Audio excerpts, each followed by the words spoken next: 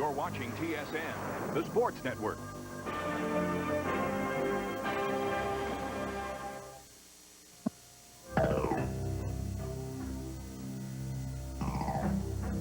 Eric Lindros was the most talked about player never to have played pro hockey. The fuse for his explosion onto the NHL scene was lit in junior. When he finally found his way to an OHL team he liked, the Oshawa Generals captured the Memorial Cup. A man amongst boys, he led Canada to 2 straight World Junior Championships, one of them at home. In the Canada Cup, he was a man amongst men, proving he could play alongside the world's very best. As an Olympian in his holdout year, he helped Canada to silver and very nearly to gold. All that, and now he can get started. He's truly burst into the NHL. His impact is widespread. In Quebec, where he wouldn't play, the Nordiques are the apple of the Adams. He's made an impression at the bank. 88 joins 66 and 99 as the pucks with the most bucks. And his presence has been felt on the ice. He can hurt opponents in a multitude of ways. With a hit, with his fists. Or with a goal. At 19 and 92, his time has come. You've met the great one. Now get to know the next one. Next on TSN.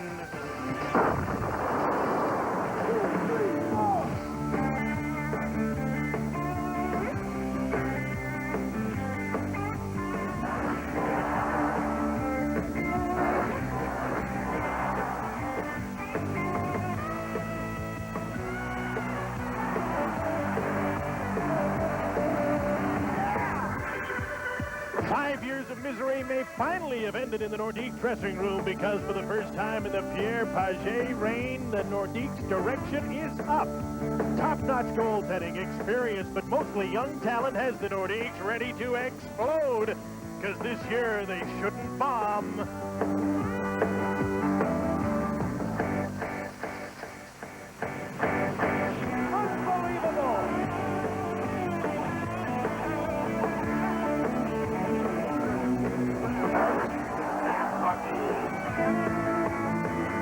It's a time when expectations run high, and that's true in Philadelphia, too.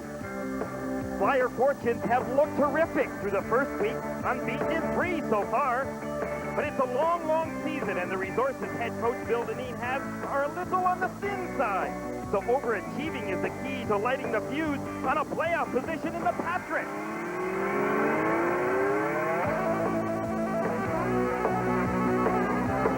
It's a brand new season, and we've got all the action on the NHL tonight. In Pittsburgh, the Sabres meet the unbeaten Penguins. Tampa Bay hits St. Louis to meet the slow-starting Blues. The Stars and the Flames meet in a neutral site game in Saskatoon. Paul Romanuk is there. And Jim and Gary have their own unique vantage point.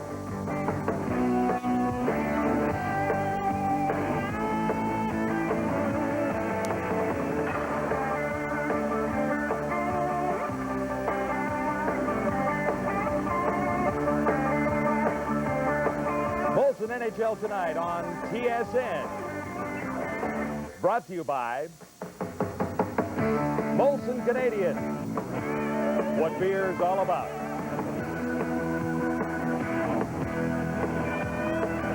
By Pepsi. Gotta have it. And by Domino's Pizza of Canada. Experience the Domino's effect. Fans of the Colisée in Quebec City eagerly await the appearance of Eric Lindros as the Flyers meet the Nordiques on TSN tonight. Hi, everyone. I'm John Wells. It's great to be back for a new season on the NHL tonight, and what a great way to begin. Eric Lindros ready to play his first game against the team that made him the #1 draft pick in 1991. His first appearance in Quebec City has drawn immense media attention, and moments from now, we'll see how the Quebec hockey fans will react to the NHL's next great star. With a perfect view of proceedings in Quebec City, Jim Hughson and Gary Green. And you know, nothing's happened. In the warm-up, they stood up and booed him. He's on the ice now, and they've just booed him. Nobody's thrown anything. I saw a couple of guys with diapers on their head for baby Lindros, but they just look silly. And that's good. They're cheering here for a Quebec Nordiques team, and maybe that's where they're venting their frustrations and putting their energy towards a very good team. Well, as Pierre Paget said this morning, Jim, he said he's now sleeping at night and he's dreaming about a pretty good hockey club now, and it even gets better in the future. He's got some forwards that are explosive. They can score this year. He's got some good checkers that can grind it out with some of the best. He's got some depth on the blue line, and he's got a goaltender now in Ron Hextall that's already shown he can stop pucks. How about the Philadelphia Flyers, another team that Eric Lindros is responsible for? Unbeaten. They're a consensus pick to miss the playoffs in all the polls I saw. How good can they be? Well, we all know that Eric Lindros will make other players on his team even better. And so what he's going to do for this hockey club right now is help them all out. But they've got two pretty good forward lines. They're a little weak on defense. But if they continue to get good goaltending as they have this past week, they might just make the playoffs. Nothing foolish, just lots of excitement, the way it should be here in Quebec, John. And Lindros has definitely made an impact in his first 3 games as a Philadelphia Flyer. Bob McKenzie, how does this 19-year-old guy handle what he's going to face there tonight? Well, John, it's a little like having a tooth pulled. He knows he has to have it done. He'd rather not go through this, but he knows it's a necessity. And it's going to be like that to varying degrees wherever he goes in the National Hockey League this year. Obviously, Quebec being the most volatile situation. But as we saw Jim and Gary, what they talked about, the Quebec City fans are not crazy. They're not out of their minds, and we saw this a year ago during the Canada Cup when Lindros showed up to play for Team Canada. Very responsible attitude. They will boo him. They'll have some good fun at his expense, but then that's the situation, and it's not that big a deal. And I'm sure from his perspective, it's not that big a deal. He knows when he wakes up in the morning, I belong to the Philadelphia Flyers. Compared to a year ago, the situation is much better for Eric Lindros. All right, so after 2 straight wins, fans in Quebec City feel the Lindros situation may have worked out pretty well for them. We're closing in on the face-off, the Flyers and the Nordiques, coming up next on the NHL Tonight.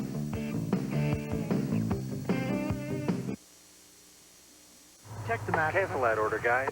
Oh, right. Yeah. Let's see. You want a Coke? No, I'm making a Pepsi. Well, what's the diff? You said that.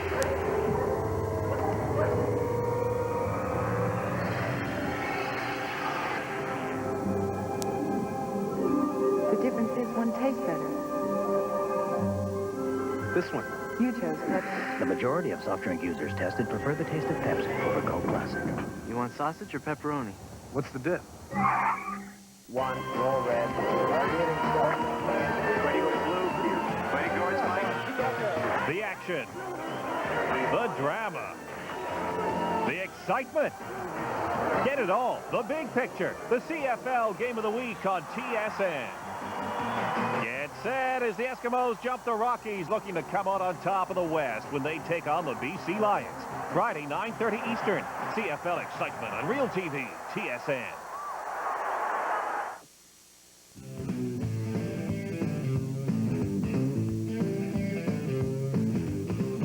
From TSN Hockey Control in Toronto, the NHL Tonight. Week 2 in the National Hockey League begins tonight. Bob, already it seems like we're going to be in for a bit of a weird season. It's certainly going to be weird. It's also going to be very different. This season marks a whole lot of firsts for the National Hockey League. You've got Tampa Bay and Ottawa, 2 expansion teams that have come in, and off to a glorious start. Ottawa beating Montreal in their first game, and Tampa Bay coming back with a win and a tie in 2 games against Chicago, looking very good. And a whole lot of new rules as well that are really going to alter the way the game is played. So when you look at it, I would think the theme for this year's season is expect the unexpected. Yeah, it's going to be a closer look at fighting in this game and also the high-sticking rules, which have met with mixed reactions in the first week of the season. We've seen the impact already, and there was the New York Ranger-Hartford game last night, notwithstanding, which got to be a bit of a slugfest in that one.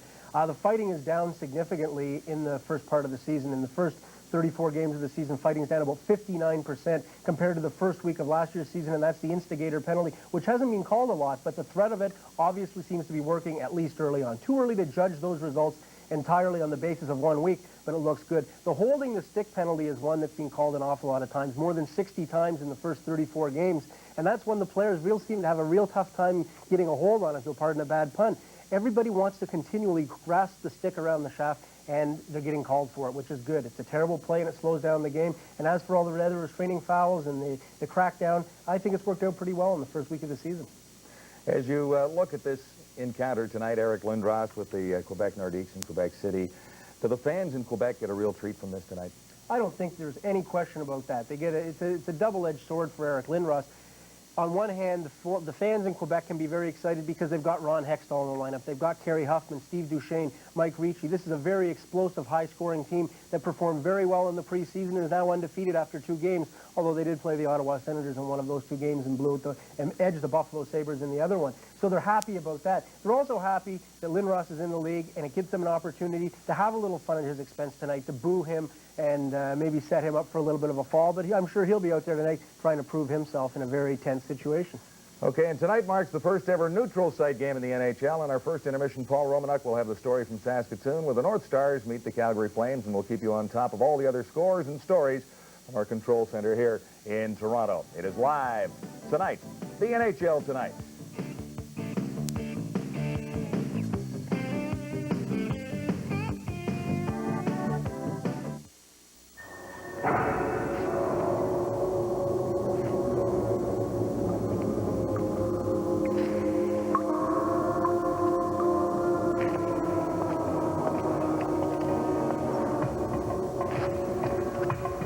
Until recently, arthritis was a life sentence. Because of the Arthritis Society, more Canadians are escaping the pain every day. I'm Maureen Forrester. Please give to give hope.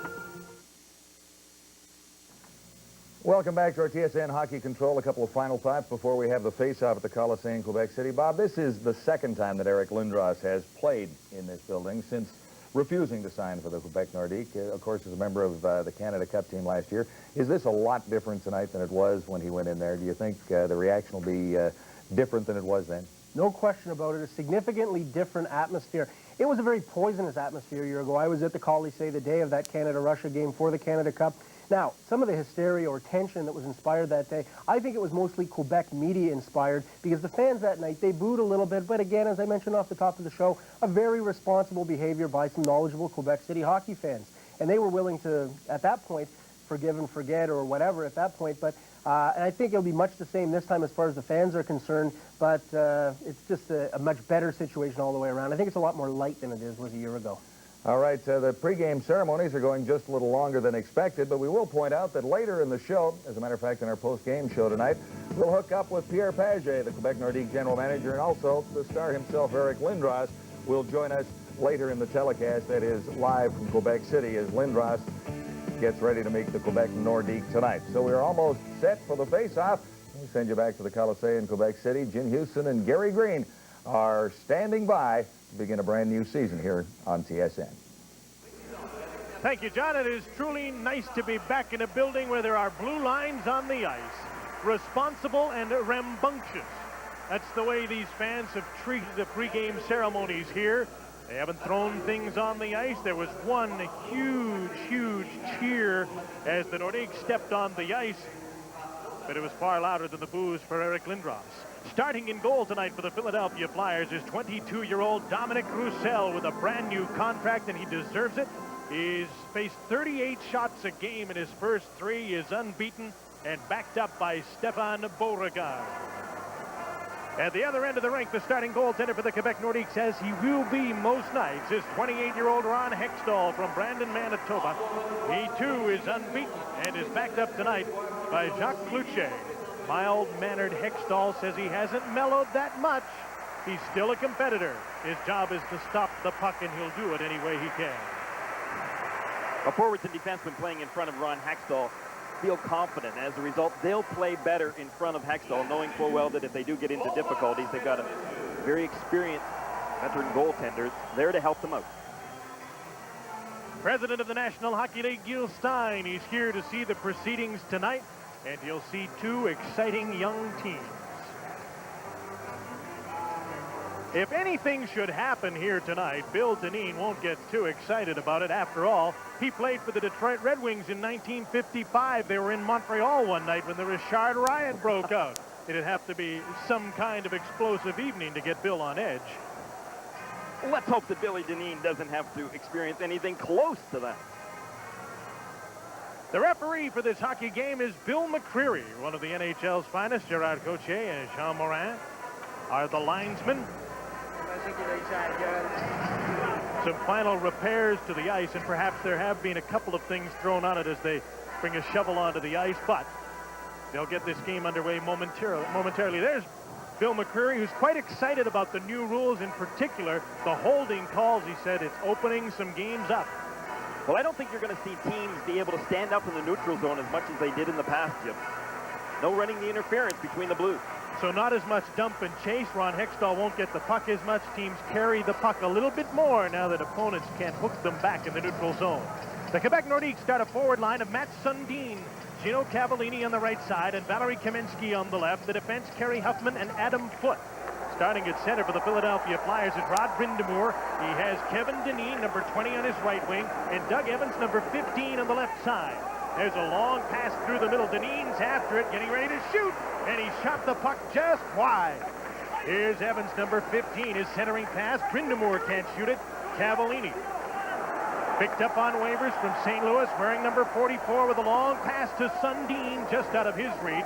Back for the puck is Brian Benning, number 19. Up the boards to Evans. He's checked by Gino Cavallini, and the Flyers will try and move out. At center, here's Brind'Amour as Quebec changes on the go. Brind'Amour with Dmitry Yushkevich, number 2's Russian defenseman, and the puck is out of play in the first minute, and Eric is on the ice.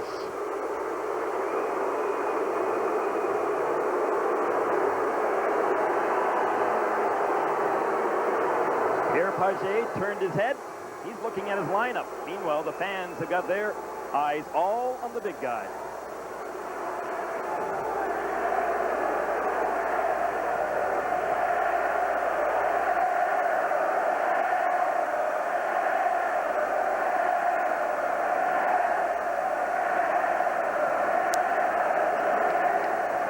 Eric centers the line, currently called the Crazy Eights.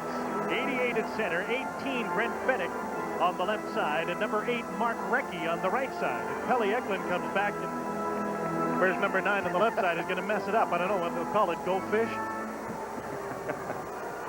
Well, as long as Brent Fennick continues to play the way he has been playing so far, it's tough to move him out of there. Nordiques counter with a Mike Ricci centered line. Owen Nolan is number 11 on the left side. Bill Lindsay, number 53, is the left winger. Lindsay trying to center and can't do it. Cronin and Nolan go to the puck in front. They score! Ricci!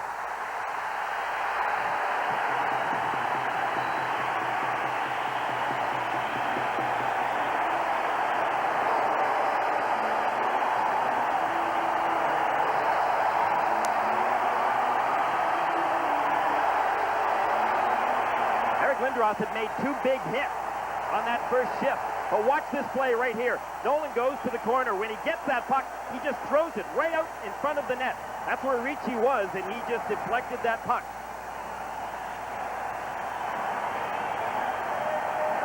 Nolan didn't even have to look. He just has confidence right now that somebody's going to go for that net.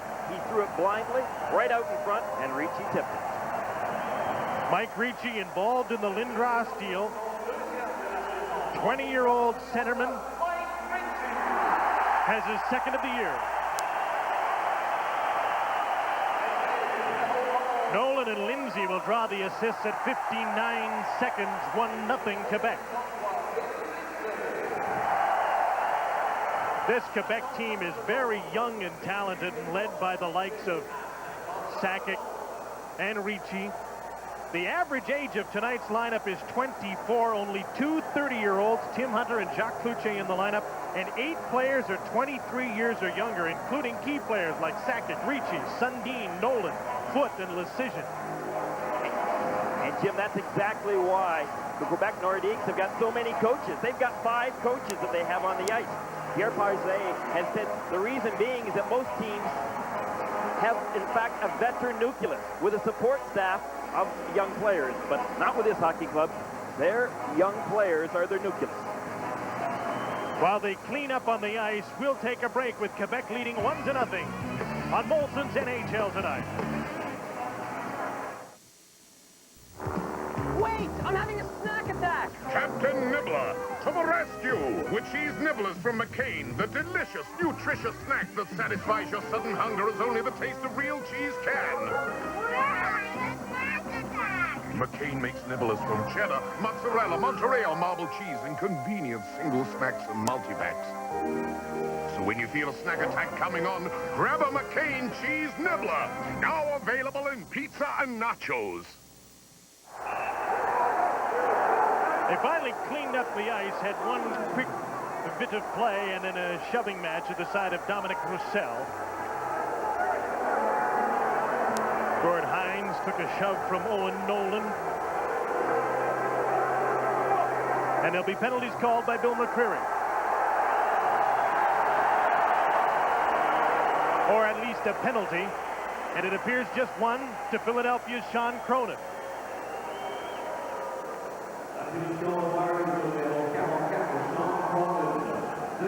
Took a shot at Bill Lindsay, and not much of one. And that Gord Hines had a little bit more to do with it than did Sean Cronin. Russ Farwell's done a pretty good job of patching, especially the last couple of weeks, just prior to the opening of the season. He ended up picking up a couple of key players in the waiver draft. You got Dougie Evans, who has played so well for them.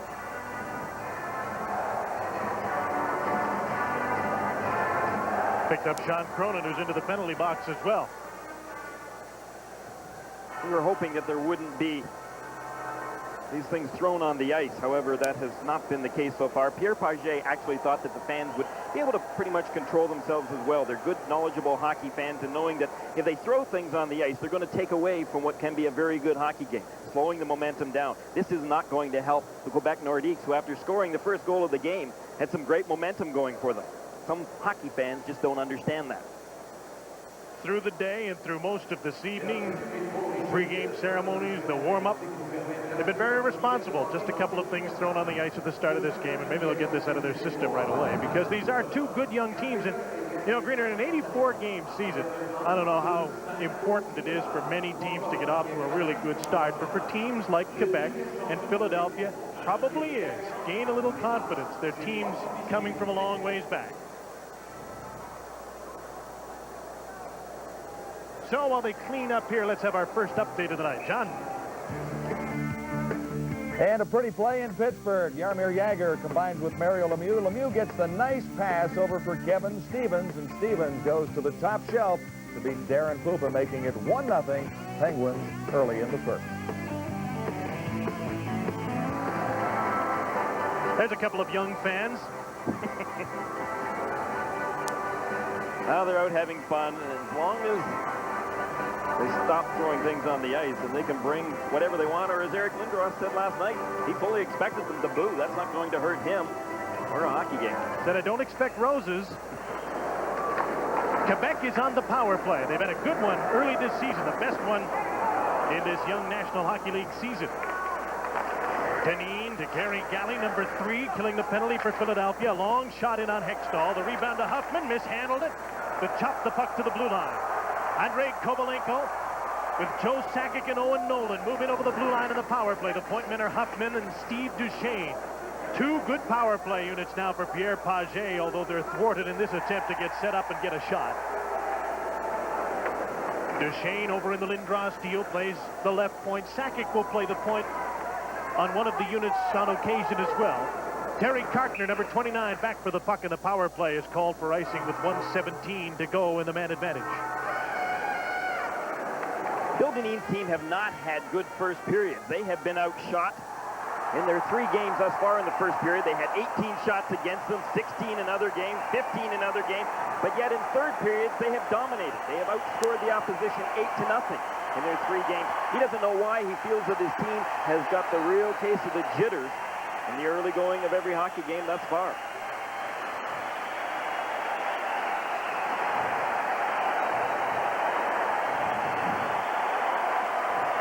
Stanley Cup with a soother in it. A lot of soothers in this building tonight. Mothers should wish that their young babies grow up to be so wealthy.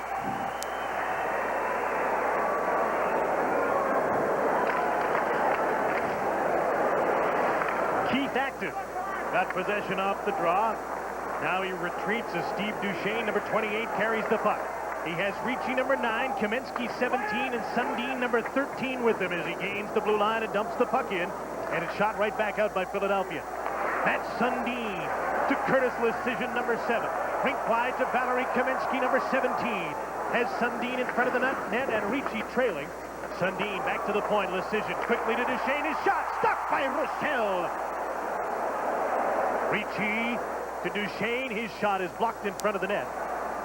Taking over is Steve Kasper. He and Keith Acton, 2 veteran forwards, and 2 pesky, good penalty-killing forwards, did a nice job. 30 seconds to go in this power play. Lindros is on the ice with Mark Recchi to kill the rest of the penalty.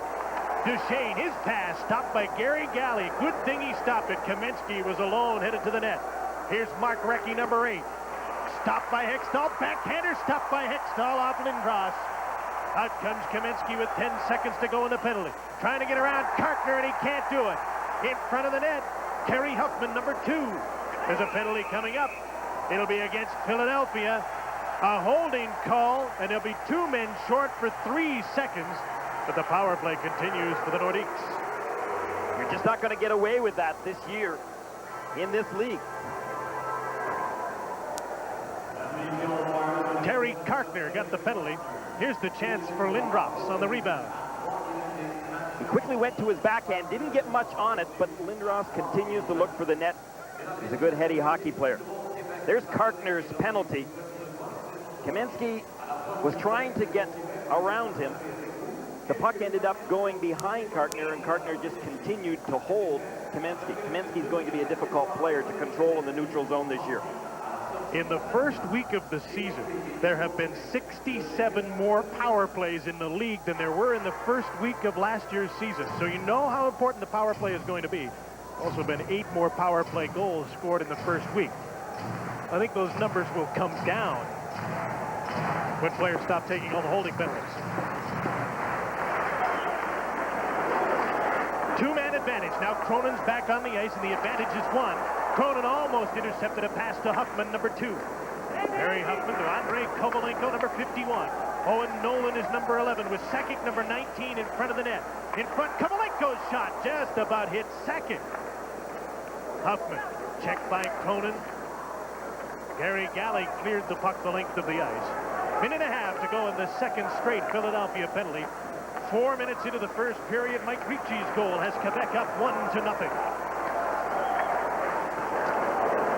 In on Nolan's wing. Batted away from him. Brindamore couldn't clear it. Scott Young is on the point. His pass to Sakic. Back to Young, who's a great shooter but doesn't shoot. Huffman takes the shot. Stopped by Roussel. The rebound goes to Owen Nolan. His back pass to Kovalenko.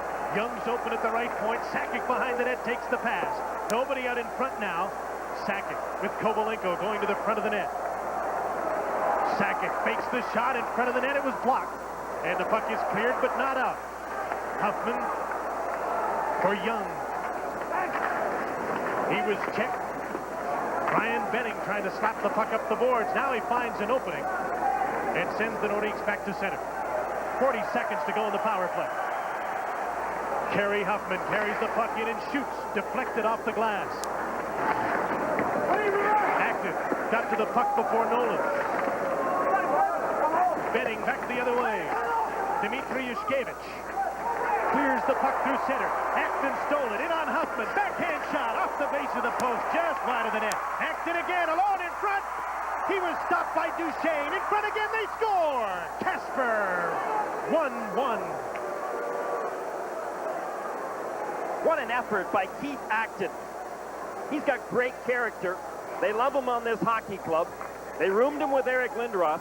And combining here with Steve Kasper, these 2 penalty killers, just get the Flyers back on even terms. Right here, Acton thought for sure that he could score.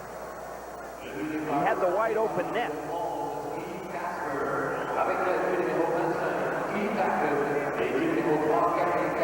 Great save by Duchesne. Hextall was out of the net, so Steve Duchesne had to play goal. He made the first save, but he didn't make the second. Acton and Galley draw assists on Kasper's first at 5:08. Steve missed much of last season. He had reconstructive knee surgery. He's backing on a young team with the star players, all very young. He could be a very helpful player. Only played in 16 games last year, and so far this year he's played left wing, something that he's never done. So now it's 1-1, and the penalty to Cartner is over. Quebec 0 for 2 on the power play, and has given up a shorthanded goal. That's Sundin. Tried to feed Mike Huff in front, couldn't get him the puck. Greg Paslowski. Played in Quebec last year and scored 28 goals here. Lost the puck at center. Butsayev to Paslowski, shoots, and the puck is deflected by Stephen Finn into the seats. Lomakin, Butsayev, and of course that Igor Paslowski playing together out there.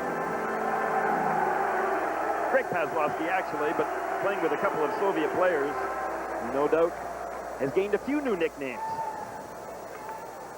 Talking about Soviets, this guy has made quite an impression on Coach Bill Dineen thus far. 20-year-old Dmitry Yushkevich. He played for Moscow Dynamo. He was a real top defenseman last year at the Olympics. Only 20 years of age.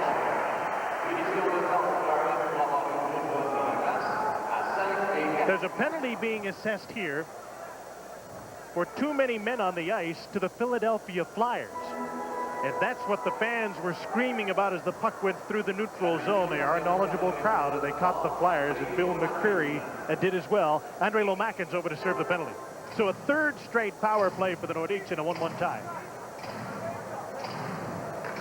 The veteran coach Bill Dineen really has the abilities to settle a young team down, and at the same time, he's got a tremendous way of making the game fun for a lot of young hockey players.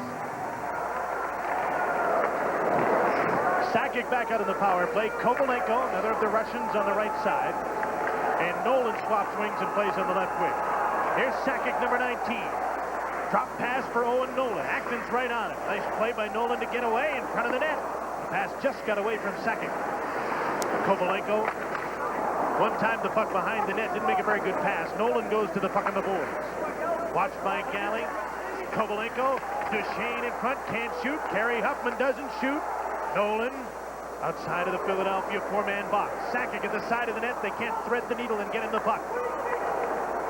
Acton clears it down the ice, and the Flyers will change their penalty killers. 40 seconds into this too many men on the ice penalty. Rod Brind'Amour, number 17 for Philadelphia. Over the blue line, checked by Steve Duchesne. Curtis Lecision knocks Brind'Amour down. Good penalty killer. Kevin Dineen, number 20. Brind'Amour, number 17, in front of the net. Nolan cleared the puck, got a stick in the face, and it'll be a penalty. Kevin Dineen got his stick up on Nolan, and there's another Philadelphia penalty coming up. Great penalty killing, but an inadvertent high stick will cost the Flyers yet another penalty. Flyers were 12th last year in the league killing penalties. That they did well. They don't want too much practice at it in this game. A quick update now. Here's John.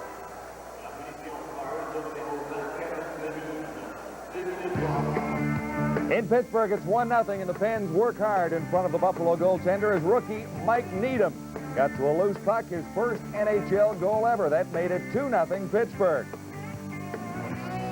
Sabres come back. Doug Rogers' shot tipped in by Victor Gordiuk. This one gets behind Reggett, and it's 2-1 Penguins in Pittsburgh midway through the first. Here it's 1-1 Philadelphia and Quebec. Kevin Dineen's gone out for high sticking at 6:55. A 2-minute high sticking penalty on Owen Nolan, who's all right, uncut. Brind'Amour went down on top of the puck. Now 2-man advantage for the next 46 seconds for Quebec.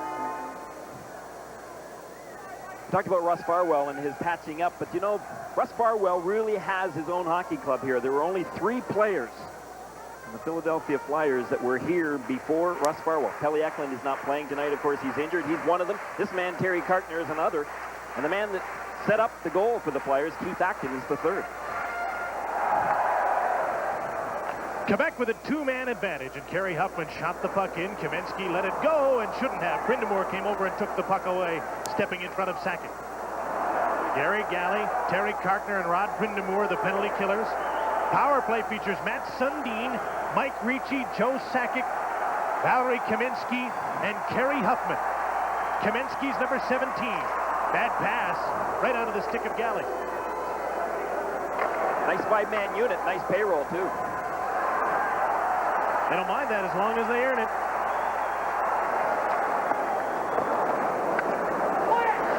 Dominic Roussel cleared the puck off the glass and got some help from Cartner to get it down the ice. Penalty to Lomakin. The too many men in the ice penalty has expired. A one-man advantage now for just over a minute. Lomakin couldn't clear the puck. Sakic shoots. Roussel the save. Loose puck in front of the net is cleared to the boards. Harry Cartner rifles it down the ice. Hextall has to make a play. Penalty killers get a change. So does the power play with 45 seconds to go in this man advantage. 8.5 minutes into the first period, 1-1. And offside charged against Quebec. We talked about the importance of the power play, especially this year. Last year, the Québec Nordiques were 20th in the NHL on the power play. Only Minnesota and Philadelphia had worse power plays. But then again, their skill level last year was nothing that it is this year. It was upgraded a couple of notches. And the players at training camp understood that. They also understood the difference in attitude. Remember coming in here last year and players like Joe Sakic?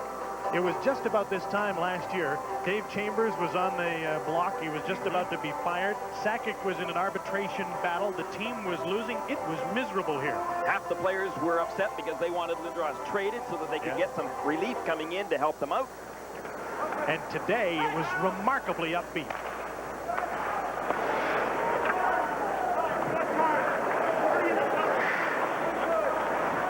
Curtis Decision from Saskatoon. Steve Duchesne, his partner, dumps the puck in. Nolan, Tobolenko, and Mike Huff are up front. Here's Huff, playing his first game of the season to Kovalenko. With room, he held on. Back to the point. Duchesne, screen shot, deflected wide by Keith Acton. Steve Kasper to Acton, takes his time. Penalty's almost over. 2-on-1. Yushkevich is with him. Hextall makes a save on Acton, who almost carried the puck into the net with him as the penalty expired.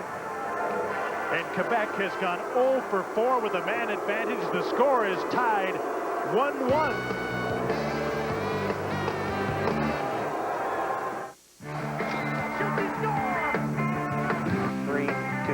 TSN turns on the action. Front row excitement from every corner of the NHL. Freewheeling, hard-hitting action with the world's best. The Golden Brat and the Blues face off against the Canadiens. Monday, 7:30 Eastern. Molson, NHL Tonight on Real TV, TSN. Back quickly to the Civic Arena in Pittsburgh. 2-1 Penguins. Sabres get even. Nice pass back. Doug Bodger's slap shot beats Ken Reggett, and it's 2-2. Sabres and the Penguins in Pittsburgh. Even here as well, and the Bluebirds were out again. Were they booing the Quebec Nordiques power play, or was it Eric Lindros coming onto the ice? Well, I think it was Lindros, but they're pretty knowledgeable hockey fans, and they may as well have booed that last power play attempt. 0 for 4 with a man advantage. Here's Sean Cronin. Shoots it just wide of the net. Right side, his partner is Gord Hines, number 26, former Canadian Olympian. Craig Wolanin. Alexei Gusarov is his partner. Bill Lindsay, number 53, with Ricci and Tim Hunter up front for Quebec. A lot of players haven't had any ice time in the first half of the first period because of 4 straight power plays. Brent Fennick shoots. Hextall stops him standing up. The rebound to the corner. Mark Recchi with Lindros and Fennick. Turn back. Here's a 4-on-2 for Quebec through center. Bill Lindsay, number 53. Ricci goes to the net. So does Hunter. Wolanin scoops the puck to the inboards. Fennick went after the puck, and it's on the back of the net, so play is stopped.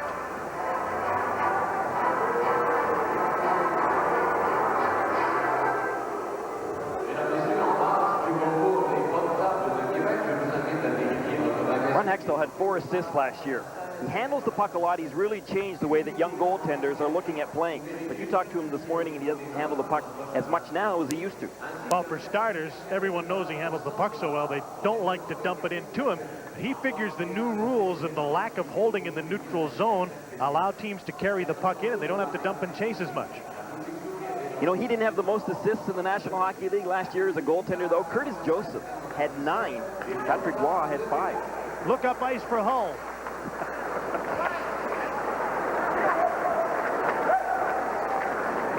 Kovalenko, Sakic, and Young go in for Quebec. Young centering pass knocked down by Paslowski. Out with Vyacheslav Butsayev and Andrei Lomakin. Paslowski. The Lomakin, number 23, outside on Young, carrying the puck. Got by Lecision in front of the net. Hit a leg before the puck got to Paslowski, and back come the Nordiques. Andrei Kovalenko, number 51, stood up at the blue line by Kartner and knocked down. And Gary Galley collects the puck. We passed the midway mark in the first period, 1-1 at the Colisée in Quebec City. Kovalenko upset Lomakin. No penalty for tripping or diving. Stephen Finn. Kovalenko and Benning fight for the puck on the boards. Number 19, Brian Benning, pinching in on the left point. Kevin Dineen to the net. His backhander went wide with Adam Foote all over it. Mike Huff, number 18 to center. Kovalenko drills the puck in on Dominic Roussel.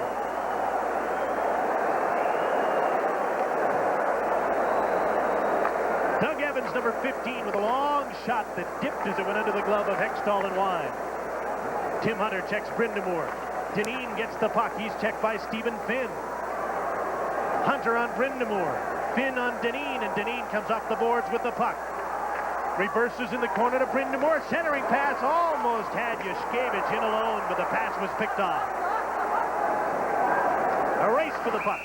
Icing against Quebec. 8:29 to play first period. A 1-1 tie on Molson's NHL Tonight from Quebec City.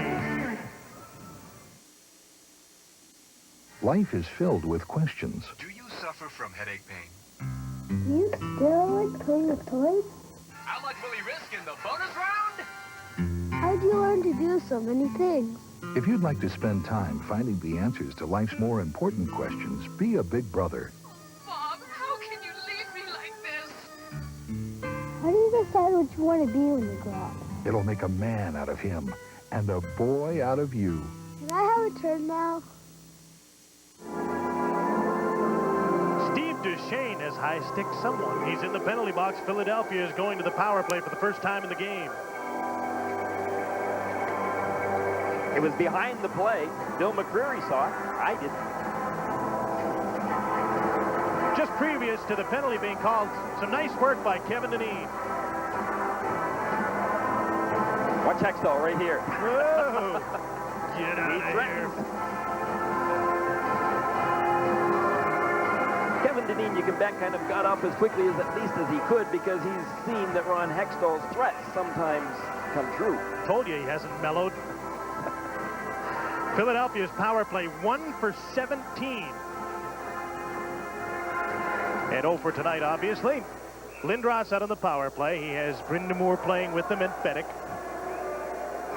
Mark Recchi moves back to play the point with Brian Benning. And now Brindamore will come in to take the face-off against Mike Ricci. Brindamore won the draw, but the pass back to the point split the defenseman. Ricci was just out for the draw. Now Bill Lindsay and Scott Young killing the penalty, along with Craig Wolannon and Alexei Gusarov. Nordiques have 7 defensemen dressed, so they have 3 lines and a couple of extras, and they'll do lots of line juggling. Benning's pass into the middle to Lindros. Off his stick to the right wing corner. Fennick's in after the puck. Lindros in there as well as they double-team Gusarov, who now gets some help from Young. Philadelphia has the puck. Recchi to Benning. There's a screen in front now, and now it breaks up. Lindros at the side of the net. It'll give and go. Brindamore didn't get it back. Brindamore in front. Shot it. Hextall got a piece of it. Not a hard shot. Just about fooled Hextall. Recchi with a shot. Hextall the save. Big rebound. The shot. Another save. And another save off Brindamore by Hextall, and he finally holds on. I think Brindamore had 4 shots on net. in that last flurry. He's a player that, because Eric Lindros has got so much attention, has almost been forgotten. Well, the Philadelphia Flyer fans haven't forgotten. He was their leading scorer last year. He got a soft shot away the first time. That was a harder one. He tapped the third, and watch. Here's the fourth that he puts right underneath of the pads of Ron Hextall. It was only very late in that play that Hextall went down. Brind'Amour had 33 goals, remember, last year, and 44 assists. And one good reason that the Philadelphia Flyers have also played well this season is because their big guys have got off to a good start. Brind'Amour, Lindros, Dineen, and of course, and Ricci as well. That's good goaltending. Offside. 58 seconds to go on this penalty to Steve Duchesne. Adam Foote, number 52 from Whitby, Ontario. Young defenseman. Young. That's the whole key in this Nordiques team. Everybody's so young. Sakic's in his 5th year in the league, and he's 23.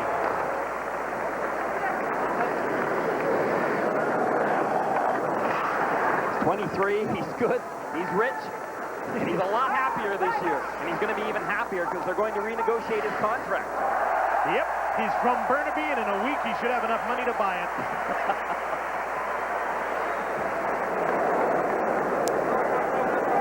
You mean when we go there for dinner, we can just put it on his tab? I think we ought to be able to do that. Perfect. Dmitry Yushkevich, nice hit by Adam Foote.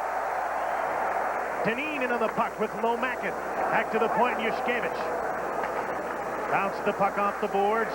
Andrei Lomakin. 10 seconds to go in this Philadelphia power play. From the point, the shot is whistled just wide. Gord Hines gets another shot at it. This time he doesn't take it. A pass hit a helmet, and it gives Quebec a 3-on-1. Duchesne's out of the box. Sakic to Duchesne. Back to get the puck was Yushkevich. A 3-on-1. And they didn't come up with a point. And now the Flyers go offside with 6:13 to go in the first period. A helmet lying on the ice gave these guys a 3-on-1. Yushkevich lost his bonnet, but he came back and ended up bailing his team out on a 3-on-1.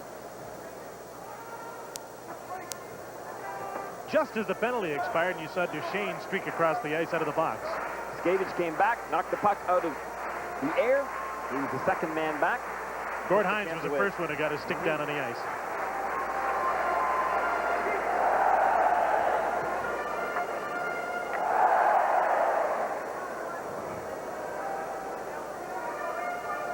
A lot of new contracts for a lot of big money has been the result of owner Marcel Aubout and Pierre Pagé realizing they had to renegotiate with Joe Sakic, bring him up to par. And he just went to arbitration to win $1 million contract last season. And now he's going to get a raise. Teams are both at full strength for one of the few times in this first period. 1-1 tie. Steve Kasper, weak shot stopped by Ron Hextall. Gino Cavallini is number 44, pushed the puck up the boards, fell down and lost it. Centering pass, Hextall made a save unacted. Paslowski's centering pass and Cavallini knocked it away. Gary Galley almost gave the puck away to Matt Sundin. Stephen Finn with a pass to Sundin, net stop. Kartner up to center. Kasper playing with Acton and Paslowski, and they come. Acton heads to the net. Paslowski with Galley coming in late, puts the puck to the end boards. Acton will go after it. Cavallini right on him, pushes him into the boards. Kerry Huffman. Rink wide, there's Brian Benning, number 19. Curtis Lecision checks him. Some boos as Eric Lindros steps on the ice with Fedek and Ricci. Valery Kaminsky, number 17 for the Nordiques, over the blue line, shoots it. Roussel made the save. Fedek with the puck. 4:50 to play, first period, 1-1 the score. Icing against Philadelphia. You're watching Molson's NHL Tonight from the Colisée in Quebec City.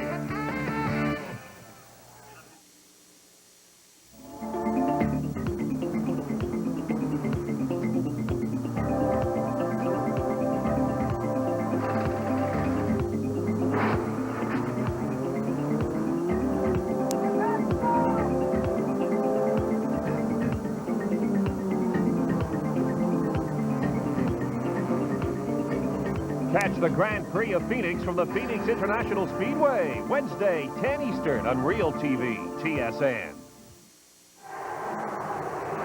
You didn't think that this brought a revitalization of Brent Feddick's career, playing with these crazy eggs? Lindros and Ricci came over from the Detroit Red Wings and has got off to a great start this season. When Bill Dineen put him with those two guys after Eklund was injured, he's really responded. Been a pretty lucky guy for a while in Detroit. He got a chance to play with Sergei Fedorov, remember, as a winger, and now he gets to play with Lindros.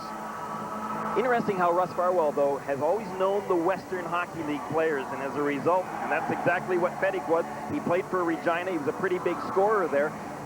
You'll find 10 Western Hockey League players on this Flyer roster.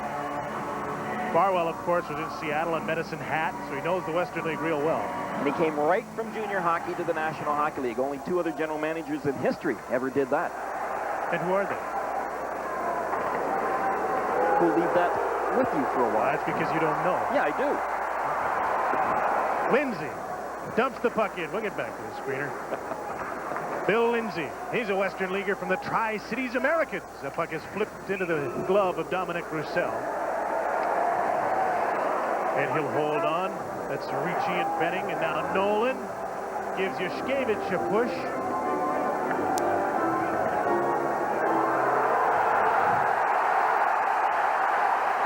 Oh, and Nolan wants a little piece of anybody or everybody. He gave Lindros a push. Now everyone's pairing up. Benning's got Ricci. Wolanin comes in to take Feddick. Linesman Jean Morin has Lindros. And now Bill McCurry's going to call penalties, although at the start of this little shoving match, he wasn't going to. Nolan will most assuredly get a penalty, and if there are any extras, he should get it.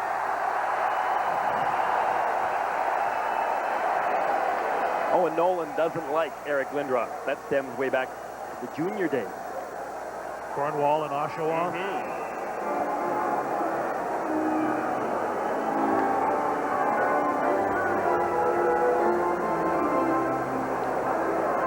I think Owen Nolan is getting the only penalty. No, Mike Ricci's going to the box.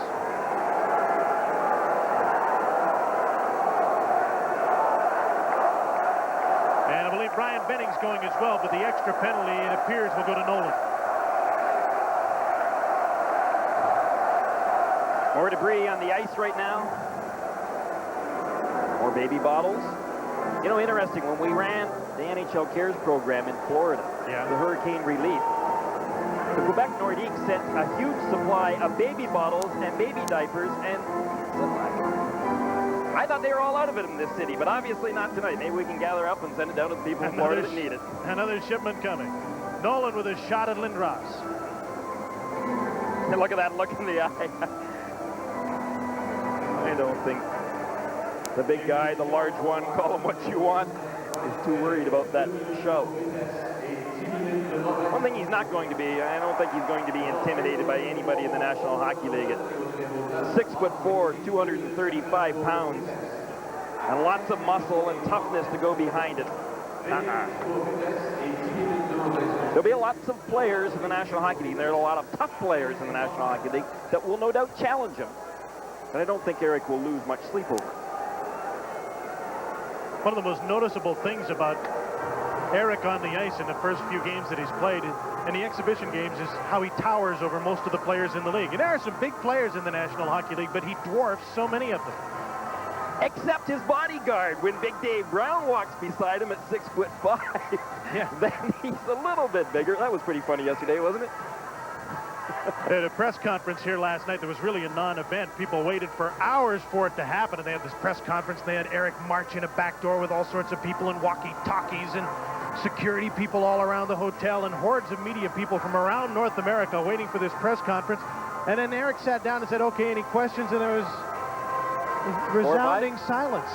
Nobody wanted to ask a question. They asked a couple, and everybody went home. But he didn't leave the press conference without dropping at least one good one, and that was he was surprised that no one asked him how he was going to vote. And then got out of there before anybody could ask him. He's got character. He's been referred to by some of the media members, and I think even Pierre Paget is the Darth Vader of the National Hockey League. He's going to be great for this league, and a lot of players, even on the Quebec Nordiques, have already publicly thanked him. He's made them money already, and he's gained a lot of exposure for the National Hockey League across the world. Now he's working on a power play because Owen Nolan has received an extra minor for roughing. He and Ricci get roughing minors. Ryan Benning got a roughing penalty and a misconduct. Hextall handled the puck, shot it down to Dominic Roussel. He just played it behind his own net. Yushkevich left the puck from Mark Recchi. With Dineen, Lindros, and Brind'Amour over center, there's Hextall playing the puck to center. If you dump it in, you give him the opportunity to do that. He's got a great wrist shot. Could have played on some teams' power play on the point. He's a good penalty killer. Yushkevich to Recchi with some room. Back to Yushkevich.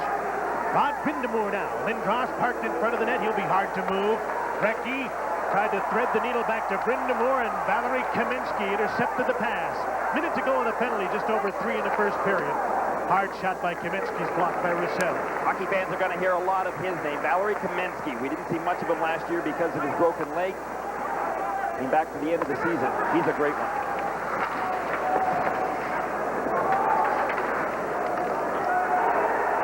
Lindros left the puck for Dmitry Yushkevich. 40 seconds to go in this power play. 1-1 tie late in the first period. Mark Recchi. Side of the net, Dineen for Lindros, tied up by Mike Huff. Scott Young cleared the puck. He got belted at the blue line by Yushkevich and Dineen, but he got the puck out to center. Recchi, number 8. Stick handles through center. Gains the blue line. Brind'Amour boards for the net. Lindros to the end boards. Hextall to play the puck. Couldn't get it up the boards by Lindros. 10 seconds to go in the penalty. Recchi to the point. Paslowski shoots wide of the net. Lindros, the rebound. Stopped at the side of the net. Did it hit the net, or was it stopped by Lecision? I think Lecision stopped it. He gets a great round of applause as he heads for the bench, and Dominic Roussel holds the puck with Owen Nolan towering over him near the crease. Penalty is over. Lindros is so big. He's going to be very difficult for the opposition to control in front of the net. He's smart as well. He's agile. And for such a big man, he's got such great hands. He just quickly let that shot go. Watch Lecision. Lecision comes right across the crease. Hextall got a piece of it. From that angle, you could see it. The goal scorers in this game are Steve Casper, the Lindros Flyers. You know, I saw him with Ricci. young hockey players this summer, and I really admire him. I was actually a little surprised and shocked. I know he was a good hockey player, but I didn't realize what a good role model he was with young players and young people and how much they look up to him and respect him. I'll tell you, he's made a lot of young potential hockey players play the game all of a sudden, take it up.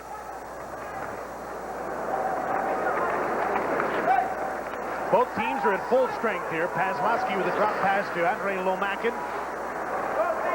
Lomakin, Paslowski, and Butsayev out for Philadelphia against Sakic, Nolan, and Bill Lindsay.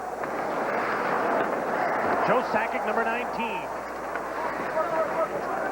Gets the puck back from Lindsay, but he's checked. Penalty coming up to Philadelphia.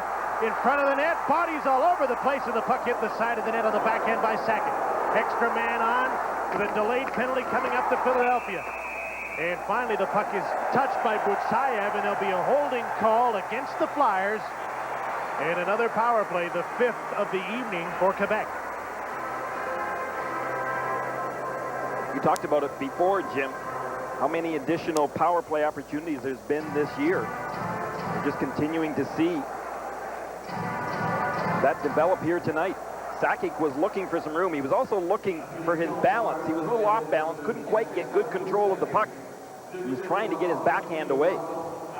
Vyacheslav Butsayev, 22-year-old Russian, takes the penalty for holding.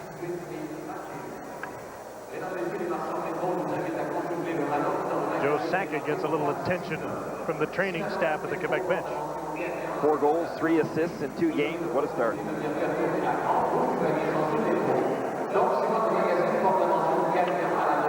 Bill Dineen, what a life of hockey he's had. He's played here in Quebec. In fact, he was playing here when Kevin was born, so his son, number 20 for the Flyers, was born in Quebec City.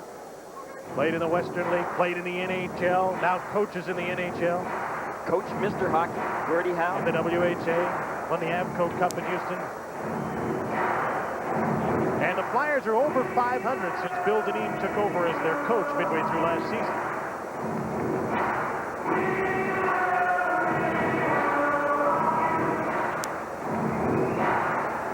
Sundin, Ricci, Kamensky, Duchesne, and Huffman out on this power play. Number 2, Kerry Huffman. Quick shot, Roussel saw it all the way, and he holds on. See a lot of likeness between Roussel and Patrick Roy, besides the fact they both wear number 33.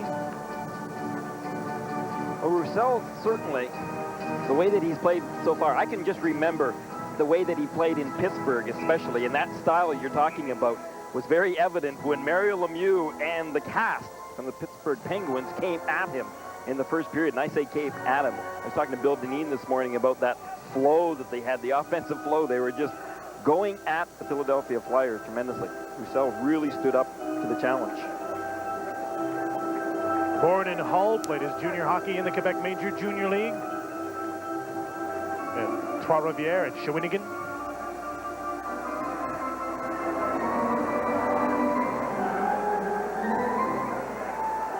Sundin and Acton face off. And Keith Acton, the most experienced player in this game, with almost 900 NHL games, won the draw.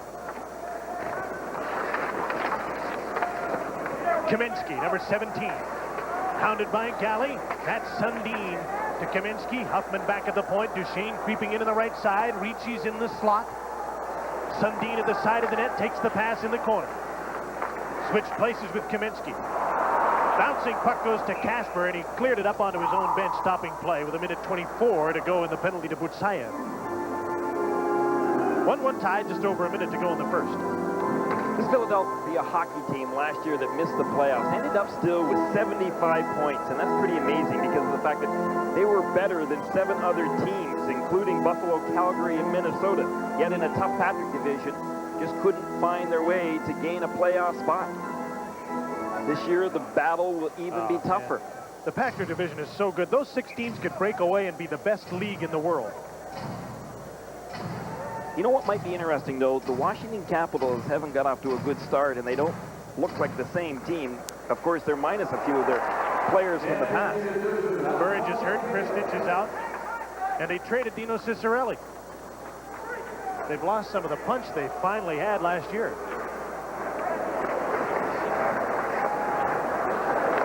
We're into the last minute of the first period with Quebec on a power play in a 1-1 tie. Valeri Kamensky sets up on the right wing. Ricci went for the slot. Sundin's in behind the net. Huffman drifting in on the left side. Sundin now back to the point. Steve Duchesne, his shot deflected a couple of times and then stopped by Roussel. Kevin Dineen clears the puck the length of the ice.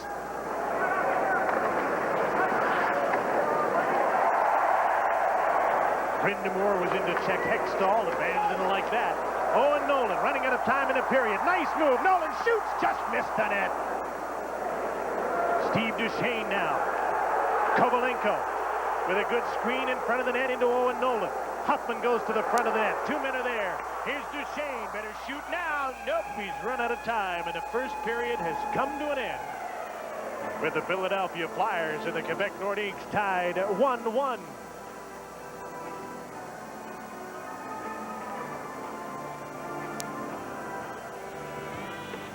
Coming up in our first intermission, we'll have a look at that game in Saskatoon. Bob McKenzie will be along with a little hockey talk and some highlights from Buffalo and Pittsburgh, and a look ahead to the other games in the NHL tonight. John Wells is your host, and we'll be back on the NHL tonight with the Flyers and Nords tied 1-1. Well, he's always asking me things because Mom's really good, but she's not into boy things. You know, football or racing cars. And, like, he looks up to me. And he expects me to know everything because I'm his big brother. And the trouble is, sometimes I don't know either. And I wish I had somebody to help me. Be a big brother. Be someone to look up to. Call today.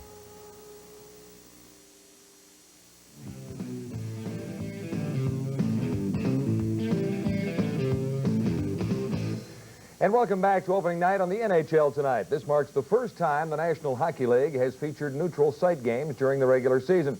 The first is tonight with Minnesota meeting Calgary in the first of 24 additional games this year, and a total of 4 in Saskatoon. Paul Romanuk is standing by at Saskatchewan Place. And Paul, what's the feeling there on the prairies tonight? Well, there's an awful lot of excitement, John, as you could well expect. This is a city and a province that has hoped for so long for NHL hockey. They don't have a franchise, but they do have 4 games, and there's a lot of excitement and anticipation looking ahead to this game. This building, you know, it's remarkable the history that it has. You look at the events that have been here. I mean, sure, they don't have an NHL team, but there's the World Junior Hockey Championship, a Memorial Cup Championship, Canadian Figure Skating Championships, the Brier. Lots has taken place here. There is a real sports heritage and a hockey heritage in this province and here in this town.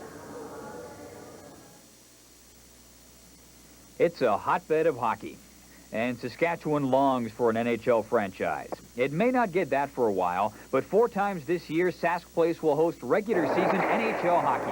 The Minnesota North Stars and the Calgary Flames are here tonight, both teams skating this morning. This game marking a homecoming of sorts for a couple of people. Richard Matvichuk is one of them. He played junior hockey here for a few years with the Saskatoon Blades. That's him on the right.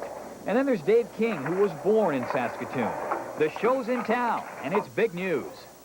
It's 7 o'clock, and time for the news. I'm Steve Chisholm, the 65 CKON sports doctor, and this is it, ladies and gentlemen. This is the night the NHL comes to Saskatoon. It's the Calgary Flames taking on the Minnesota North Stars at 7:30 in Sask Place. Tickets, a hot commodity. Make sure you get yours early. We'll be talking to Flame head coach Dave King coming up a little later this morning. The vendors are setting up. The people will be in soon. It's hockey night in Saskatoon. So you saw the big ads in the newspapers, flashy color ads, tickets going pretty hot. They're expecting the place to sell out. And as I said, John, a lot of anticipation here looking ahead to this game. Paul, do you think that the people of Saskatoon have finally resigned themselves to the fact that there's not going to be a National Hockey League franchise, even though they're getting 4 neutral site games there this year? Well, I think maybe wishful thinking hopes that there will be an NHL franchise here someday. But, you know, a lot of people were really deflated, hockey fans, because they almost had an American Hockey League franchise put in here. The deal was all put together, but at the last minute it fell apart. So people were starting to wonder, at least people who I spoke to today in the hockey community, if you will, starting to wonder if maybe they were jinxed or snake-bitten. I think they're still hoping maybe down the road for an NHL team. All right, Paul, thank you very much. We'll check in with you a little bit later in Saskatoon as the Flames and the North Stars get set for a neutral site game there. And we'll also keep you up to date with all the action here on the NHL tonight.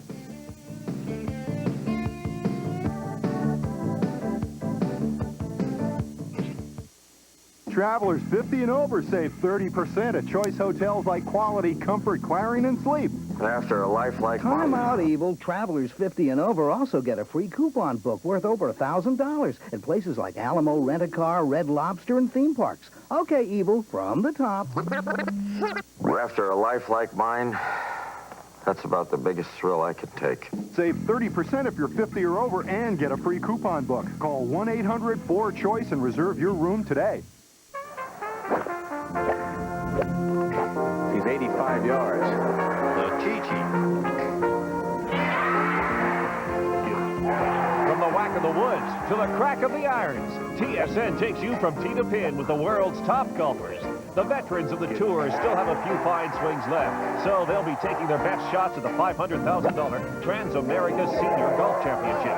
Coverage begins Friday, live, 4 Eastern. The Senior Tour on Real TV, TSN.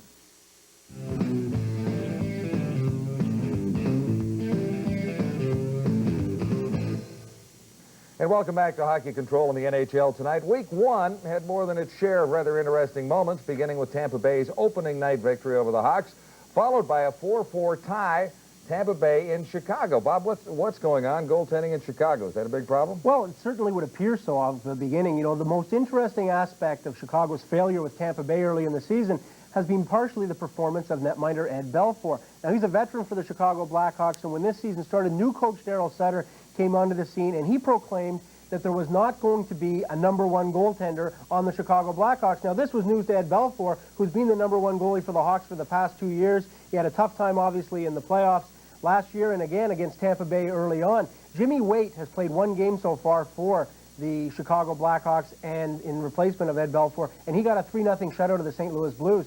So as a result, they've got some good competition going for the Chicago Blackhawk goaltending right now. Coach Daryl Sutter says it's not a goaltending controversy, it's a goaltending competition. Yeah, it doesn't matter who the coach is there. They're going to have problems with goaltenders. Montreal loses on opening night in Ottawa and 8-2 to the Sabres on Sunday. Now, do the Habs have problems in that? Well, Patrick Roy, obviously the #1 goaltender, not a big problem there, but in a way, there is a goaltending problem in Montreal. You know, the biggest disturbing fact about the 8-2 loss to the Buffalo Sabres, aside from the score, were the shots on goal. 50 shots against for the Montreal Canadiens. Now, this is a team that traditionally, with Pat Burns behind the bench, was the #1 defensive team. I talked to Pat Burns today. I said, in your 4 years in Montreal, do you ever remember a game where there were 50 shots? He said, no, the most we ever had was 46. And as a result, now Andre Rathico was in net for that game, and he's got, unfairly or not, a reputation, that a nickname that precedes him, that is Red Light Rathico, for the inability to really stop the puck on a consistent basis.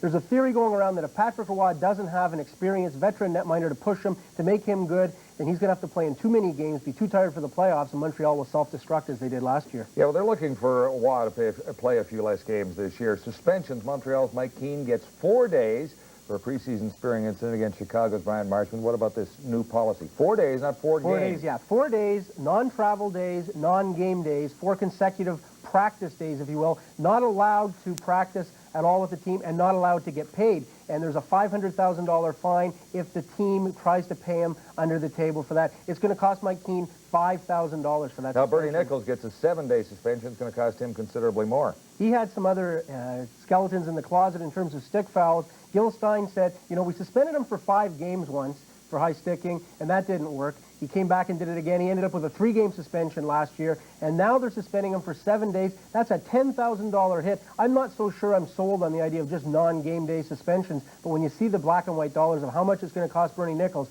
maybe it is going to be the biggest deterrent of all. What happens to Dave Manson of the Oilers for spearing Joel Otto? We'll find out about that shortly. Just ahead, we'll get you caught up on all the action tonight. This is the NHL Tonight, live from Toronto, and the Flyers and the Nordiques tied at 1 after 1.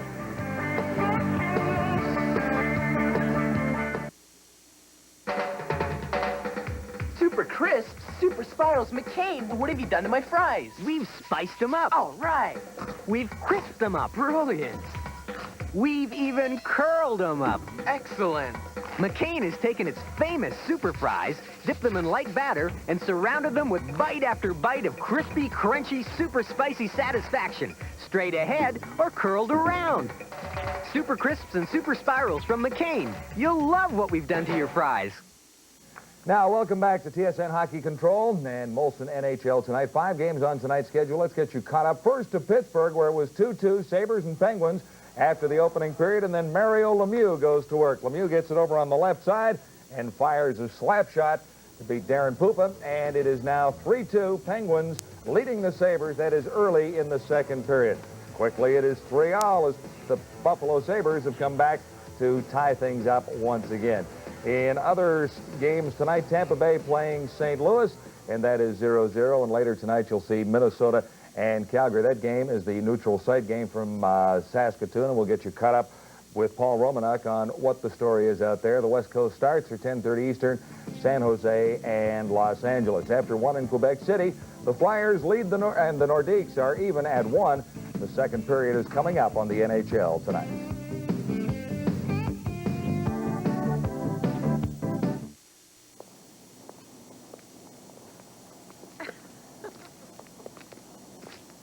It's not just a product of the pressures of modern life. It doesn't happen out of the blue. It's a pattern passed down from generation to generation. If your grandfather beat his family, your father probably beat you.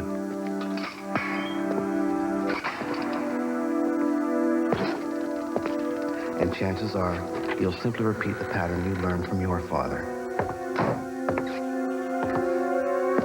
When you grow up knowing no other lifestyle, violence becomes the only way to solve problems. And that's what makes the pattern so hard to break. When you consider what's at stake, that's what makes it worth breaking.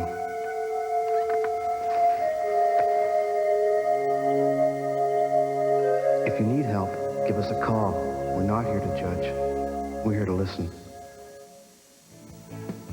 Just time for the first period scoring summary from the Colisée in Quebec.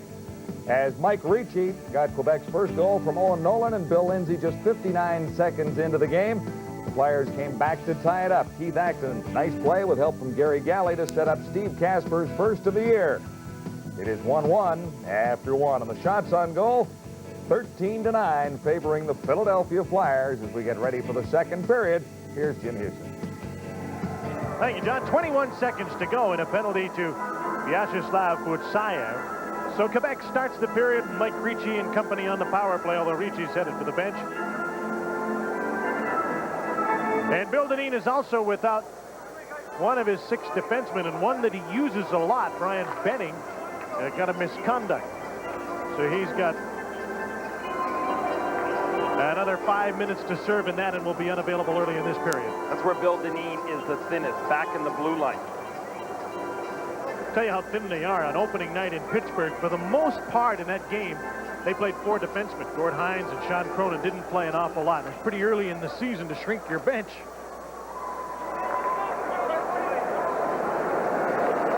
Those points early in the season are as important as the ones at the end of the season. I guess, but you got to make it to the end of the season.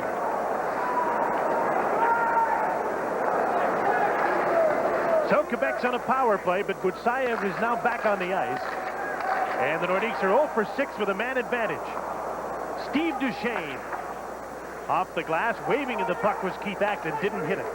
Steve Kasper now with Butsayev and Acton. Acton is the puck carrier. Butsayev, sharp angled shot, stopped by Hextall. On Hextall. And Dominic Roussel are the goaltenders here in a 1-1 tie. Sean Cronin. Steve Kasper, rink wide for Gary Galley. Just touched the pass ahead to Butsayev, number 22. In on Adam Foote. Weak, sharp-angled shot stopped by Hextall. He pushed the puck to the corner. Here's Owen Nolan. Out at center, Mike Huff. Got away from Cronin. Scores! Beauty!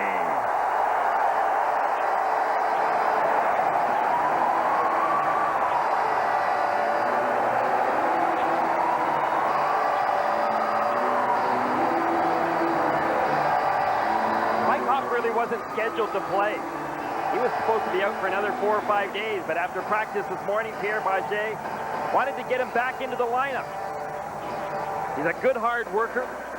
Only 16 goals last year, but he was hurt. He was out and only played in 61 games. That was a great shot. He had a couple of concussions in preseason games, so they had him sitting out. Returns tonight, gets his first goal at 1:07 of the second period, and a nice individual effort. And he's given his Quebec Nordiques a 2-1 lead. One of the few truly veteran pros on this team. Mike Huff is a 10-year pro. An unassisted goal by Mike. Nordiques scored early in the first period, 59 seconds in, and the goal in the second comes from 1:07. Some more debris on the ice, and I think that was part of the reason the first period was a slow and plodding one here. Many stoppages for this same sort of thing. So, okay, you guys, that's enough. Yeah, you tell them, Huey. I'm sure they're going to listen to you.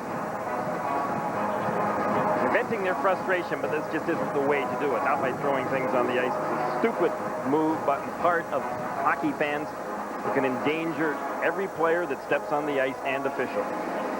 Oh, while they're cleaning this up, can we get back to this question of yours in the first period? Russ Farwell, you said, is the third general manager to come right out of the junior ranks to be a GM in the big leagues. I'm afraid I don't know the other two, but you're leaving me hanging in suspense, so please end it. Well, you told everyone that I wouldn't know the answer either, but I do, Huey. I'm going to fool you this time. Ren Blair did it when he moved from the Oshawa Generals straight to the Minnesota North Stars. And a great old hockey man, Hap Ams, did it as he moved from the Barrie Flyers to the Boston Bruins. So there, put that in your pipe and smoke it. Indeed, Greener.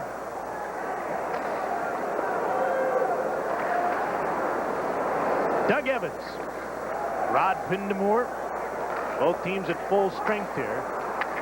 Cronin kept the puck in for Philadelphia. Curtis Lecision, one of 7 defensemen dressed for Pierre Paget tonight, moved the puck up the ice. Roussel is out to play it away from the on-rushing Mike Ricci. Sean Cronin. Kevin Dineen with Brind'Amour and Evans at center. They dump the puck in. Craig Wolanin, number 6, is the first man back. Brind'Amour to the point to Mark Recchi, coming off the bench to Brindamore. Evans looks around. Checked by Ricci. Recchi's in to help out. No one in front of the net. Lindros is headed there, though. The pass didn't get to his stick. Mike Ricci skates through center, has Tim Hunter, number 65, with him on the right side. The pass was behind him, and Ricci heads for the bench as he dumps the puck in.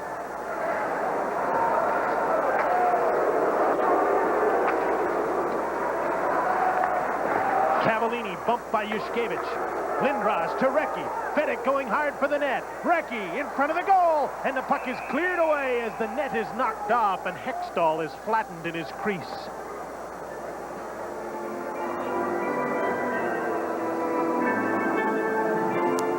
.17:35, the time remaining in the second period. It's 2-1 Quebec on the NHL tonight.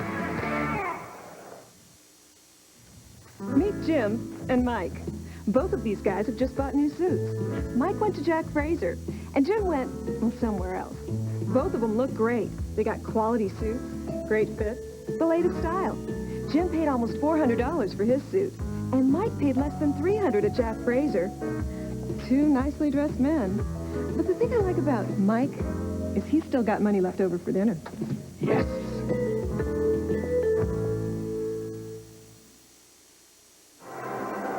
Mark Recchi was headed for the net. You may remember just before we left, Matt Sundin is called for holding. Philadelphia gets its third power play. 0 for 2 on tonight, trailing 2-1. Recchi to Gary Galley. His shot bounces to Brindamore. Can't shoot it in front of the net. Bounced like a pinball before the puck was cleared by Craig Wolanin. Recchi to Galley and up quickly to Rod Brindamore with Lindros and Fedek at center. Lindros to Fedek. Tried to kick the puck up. Scooped away to center. Here's Joe Sakic. Wolanin joining him. Nice move by Sakic, and Galley came back to get the puck.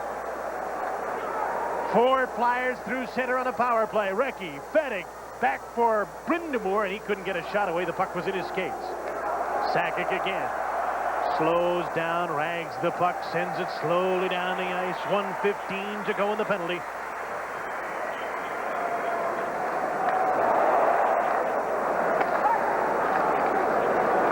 Kevin Deneen. Lindros was just onside. Good hit, Adam Foot on Eric Lindros.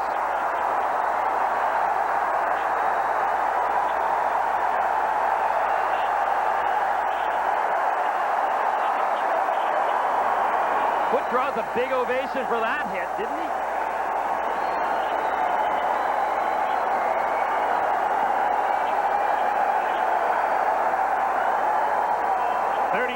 Seconds left in the penalty. To Matt Sundin. Butsayev panned on a shot. The puck went off the heel of his stick as he tried a slap shot. And now the puck deflected off Recchi into the seats. 26 seconds to go in the penalty. The biggest cheer of the night for a hit on Eric Lindros by Adam Foot. That's hockey. You know, though, for as much as that looked like a big hit, and to the fans, it seemed like a big hit. When those were up against the boards, I'm sure Eric Lindros was wondering, what's all the cheering about? I didn't even feel it, because you feel them in center ice when you really get smacked with a good hit. But up against the boards, it makes the glass jiggle, the boards jiggle. It's not a thunderous body check. Don't spoil all the fun, Greener. Just telling you the way it is, Huey. You've never been hit in your life. How would you know?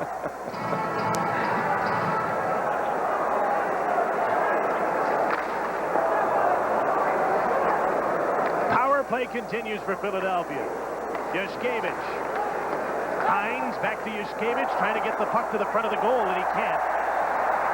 Cleared by the penalty killing of Young and Ricci, and the penalty's almost over. Sundin's getting set to come back on.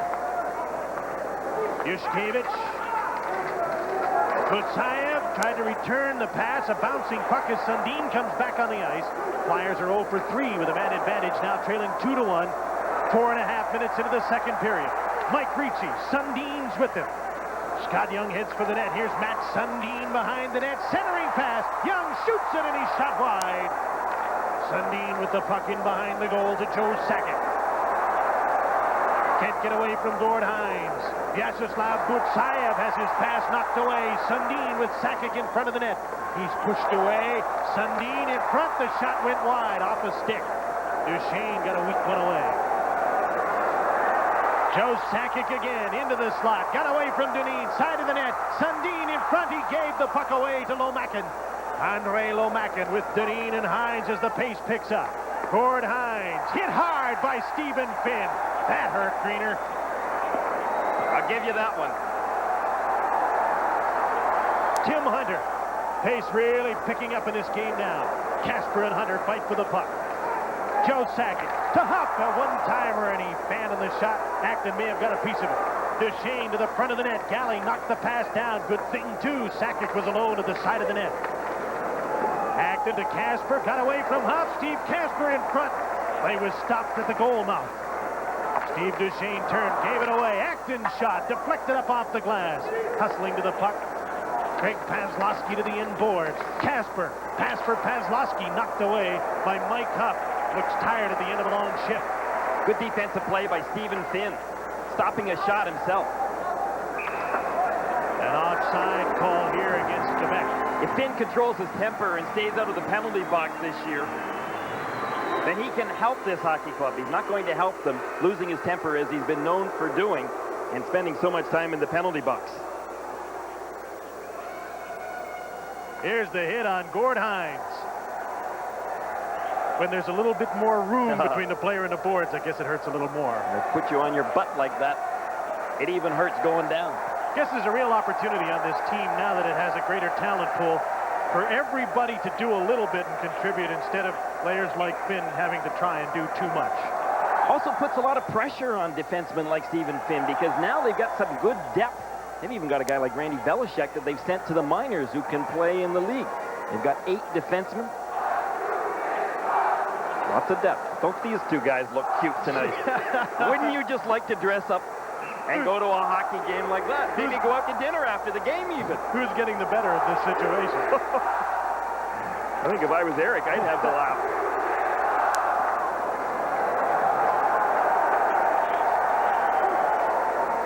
Who has more fun than people?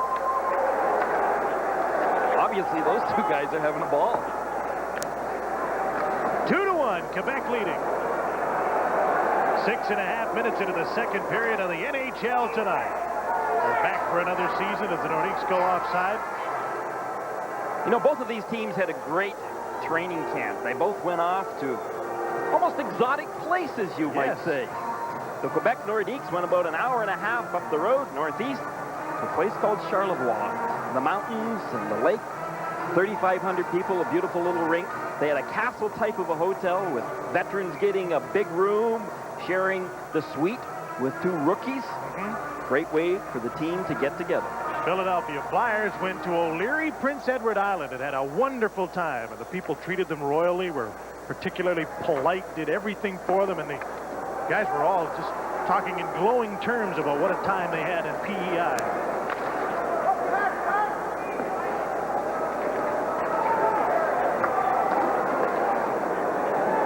Here's Sean Cronin, number 44 for the Flyers. An icing call against Philadelphia 7 minutes into the second period. You're watching Molson's NHL Tonight on the Sports Network, TSN. When can you get these estimates out? How do you really know the world is round? How can we cut these financing costs? Do people live on other planets? Every day, you're faced with all kinds of questions. Hey, are you going to make Friday's deadline? If you'd like to find the answers to life's more important questions, be a big brother. How do you decide what you want to be when you grow up? It'll make a man out of him and a boy out of you. 3-3 in the second period in Pittsburgh, and Bob Sweeney for the Sabres sweeps around behind Ken Reagan and plays it off a skate and through the pads to make it 4-3 for the Sabres. That's Sweeney's 4th goal of the season. As you look at the world's largest pacifier, who the heck would have picked Chris Kontos and Bob Sweeney in hockey pools this year? Well, they're putting a lot of pressure on the votes for the Hart already, aren't they?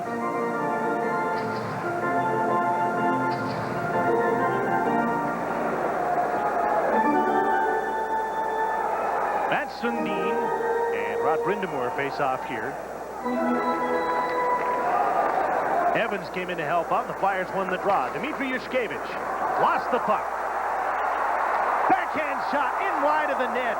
Great opportunity for Kamensky, and he shot the puck wide. Kamensky's centering pass taken away by Yushkevich. And he flips the puck the length of the ice, and this would be an icing call against the Flyers. Ricci really went down early. He gave Valery Kamensky a marvelous opportunity to score.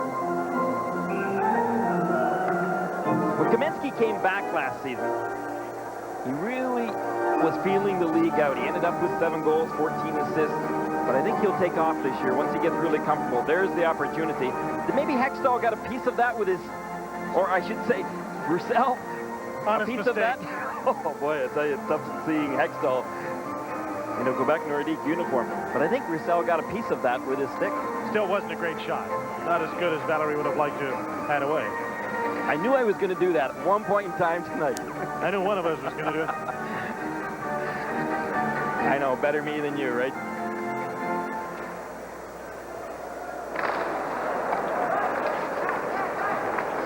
Kevin Denis to Rod Brindamore. Doug Evans on the left wing gets the pass. Couldn't shoot it. Adam Foote cut him off. Centering pass for Galley coming late. Brindamore abandoned a pass to the front of the net, knocked down by Adam Foote. There's Valery Kamensky with Cavallini and Sundin over the blue line. Gino Cavallini, number 44. Good hit by Galley. Brindamore takes the puck. Up the boards for Doug Evans. 3-on-2, the Flyers to center. Kevin Denis, long shot, way wide. Evans in after the puck. Chips it in back of the net. Kevin Denis reversed and couldn't get away from Huffman. Galley with the shot, way wide as Hextall's knocked down, pushed out of the net by Brindamore. Back the other way. Overskating the puck was Kamensky, and he dumped it inside the blue line, quickly dumped back up. Kevin Denis hooked back by Huffman. That's a dangerous play now because you can get a penalty for it. And the puck's up over the glass, stopping play. An update with John. All right, Jim, Civic Arena in Pittsburgh, 4-3 Buffalo, and Mario Lemieux and Kevin Stevens go to work. It is Jaromir Jagr getting his second goal of the year as he taps it behind Pupa to make it 4-4. Lemieux now 1 goal and 2 assists for 3-point nights already in Pittsburgh. Just an average short a night for the big guy. Here 2-1 for Quebec on goals by Mike Huff and Mike Ricci. Steve Kasper scored a shorthanded first period goal for Philadelphia. Racing for the puck, Paslowski. And it's offside. Jim, speaking about the big guy, how do you like that contract whereby I'd love to have Mario Lemieux, not only all the money he has, but he has an option of taking a sabbatical for a year. He can take a whole year off and get paid. Now that's a contract.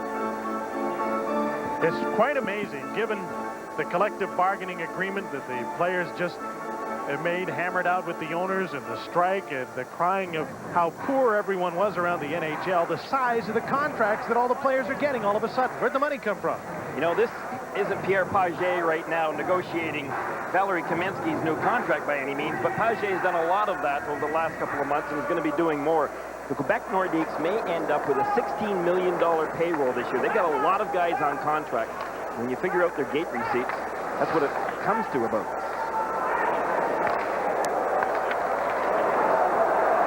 Joe Sakic. Scott Young trailing on the play. They crisscross. Here's a pass. Kovalenko shoots it. Roussel got across to make a save. From behind the net, Young couldn't wrap the puck around and put it in. 9 minutes into the second period. 2-1 Quebec leading. Curtis Lecision gave the puck away. Butsayev overskated it. Young dives to get the puck to Andrei Kovalenko. Sakic pushed to the boards by Brian Benning, who served his misconduct and is available again. Has been for a few minutes.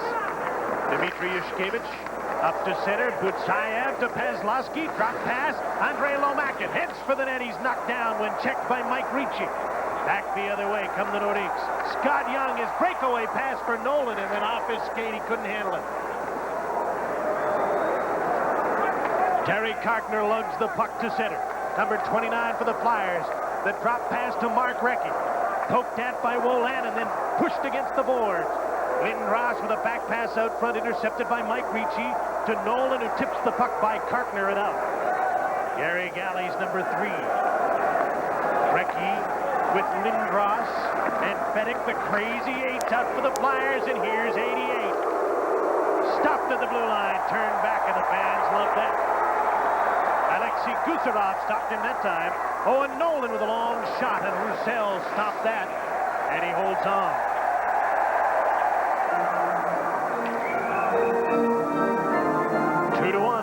Nordiques lead the Flyers and Molson's NHL tonight from the Colisée. Hi. Right now, McDonald's, we're celebrating a birthday. Our birthday. We're turning 25. Well, I'm not turning 25. I'm only 17. And to celebrate, we'll be serving our hamburgers for just 25 cents with the purchase of a drink. So this Friday, Saturday, and Sunday, come to McDonald's because we'd love to see you and serve you a hamburger for a quarter. After all, McDonald's doesn't have a 25th birthday every day, and I don't have one for another 8 years. It's the NHL tonight from Quebec City with the Nordiques leading 2-1. Please stay tuned following tonight's game for our TSN Turning Point, brought to you this evening by Apple Auto Glass. Some things in life are perfectly clear. Repairing your windshield instead of replacing it makes sense. An unrepaired windshield becomes 50 pounds of unrecyclable garbage. Let Apple repair that stone chip and do your part for the environment.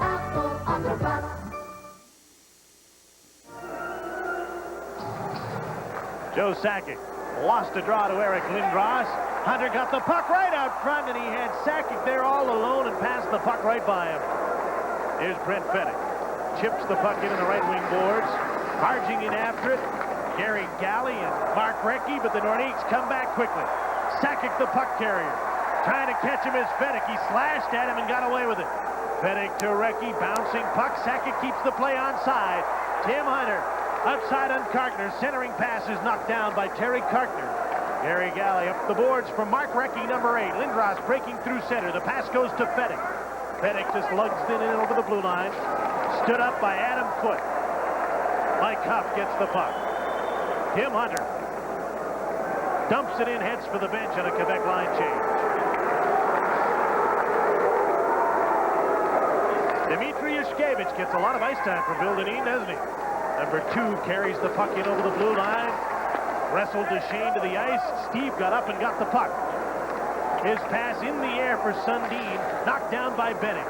Sundin, number 13. Rink wide for Duchesne, didn't connect. Ryan Benning swings around, looks up ice, backhand pass through to Casper. Dave Brown hasn't had many shifts. He's out on the ice now playing with Casper and Acton. In fact, I can't remember him being on the ice earlier. Sundin. Backhand pass out front. Brown couldn't get it. Stephen Finn's shot. Hauled in by Roussel. That was a nice save on a screen shot, and he hung on to the rebound. Finn just put that puck right on net, hoping for the best. There was the screen. I don't even know how Roussel saw the puck.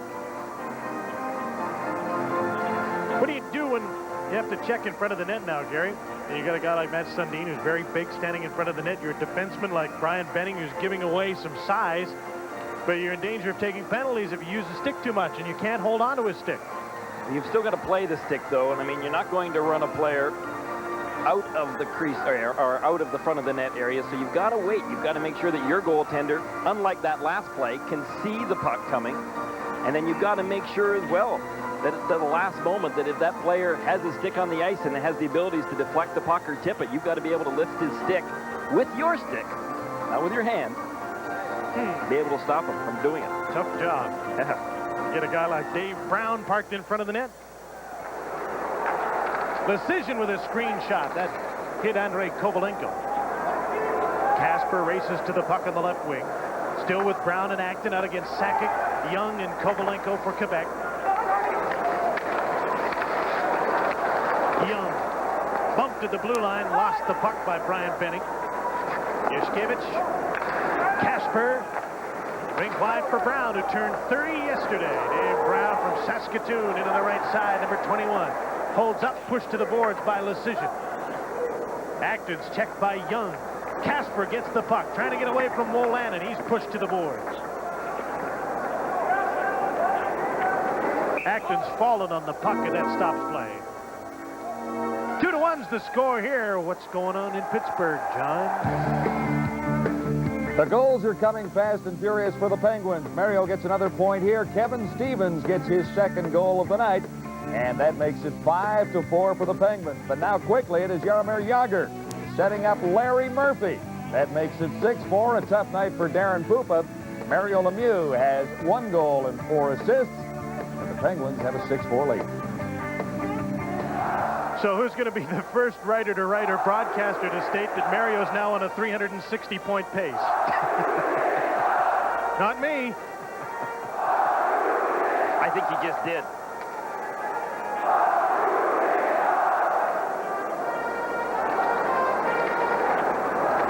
Here's Gino Cavallini. Made a pretty good move to get away from Kevin Dineen. Takes a long shot, and Roussel makes the save.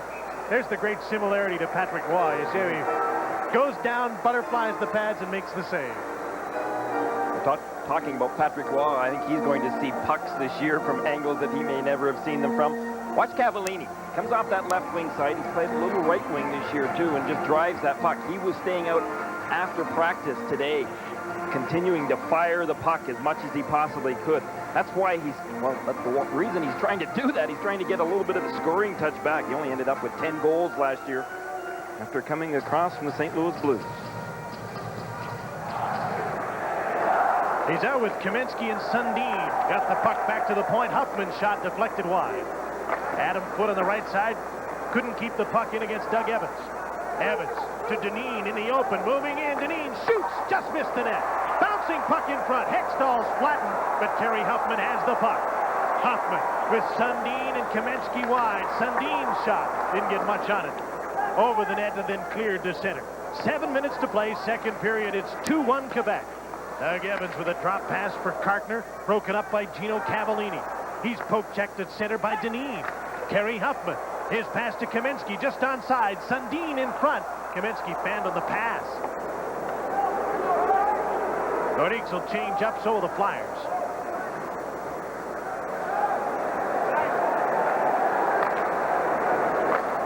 Ricci on with Bill Lindsay and Owen Nolan out against Lomack and Butsayev and Pazlowski of Philadelphia. Weak shot was blocked by Yushkevich. He's playing with Benning on defense. Bill Lindsay out in front. Roussel made the save. Steve Duchesne with a weak shot went wide of the net. Trying to find a corner, and he just missed. Out at center, Lomakin with Pazlowski and Butsayev. 3-on-2. Lomakin can't get the puck in front of the net. Steve Duchesne stopped him. Nolan pulled the puck up. One man back. Nolan's shot. Got it away as he fell down, and Roussel blocked it. Puck hit referee Bill McCreary. Yushkevich has broken his stick. Up the boards, Duchesne. Ricci in front. Backhander. Great save by Roussel, and the rebound shot up over the glass.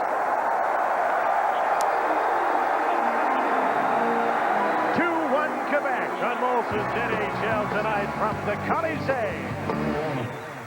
Make a better start. Sharing life's moments, having fun. You make the difference because you have you're the one big sister. Give her your love and grow together. Someone needs you. Be a big sister.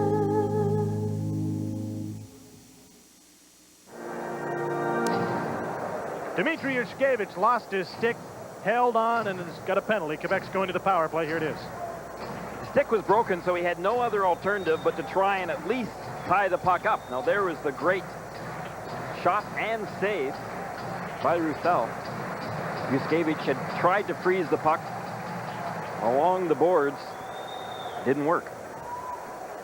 So this power play of the Nordiques, who was first in the league, 6 for 15 in their first couple of games, has gone 0 for 5 tonight. Shots on goal are 17-15, favoring Quebec. And Roussel may or may not be busy here. He hasn't been too busy on the previous 5 Quebec power plays. After last season, Bill Dineen felt pretty confident with Roussel and going into the season with him. He said he just liked the way that he played. And he ended up with a 2.60 goals against in the 17 games that he played. And Bill Dineen was quick to point out, too, a 902 save percentage. Pretty impressive. He's faced 38 shots a game. In his first 3 games this year, he's been outstanding with his team unbeaten. Kaminsky in on the power play. Casper broke it up. He and Acton have been busy tonight killing penalties, and they've done a great job. In fact, they have a shorthanded goal. That by Casper in the first period. Galley and Kartner, experienced defensemen, out with them. Ricci, Sundin, Kaminsky, Huffman, and Lecision out on the Quebec power play. Sundin, number 13, against Galley, number 3 of the Flyers. 3 Nordiques in the corner come up with the puck. Sundin gets away from Galley. Back to the point, Kerry Huffman. That's Sundin, Curtis Lecision. Kaminsky one time, didn't miss by a mile. Sundin, Ricci trying to maneuver out front, couldn't get a shot away. Huffman at the point with a minute to go in the penalty. Ricci's checked by Kartner. Nothing else, they're wearing the penalty killers out, and they're a long ways from their bench. Huffman, Lecision, weak shot, bouncing puck. Acton trying to get it out and down the ice, and Casper will give him a hand, and the penalty killers finally get off the ice.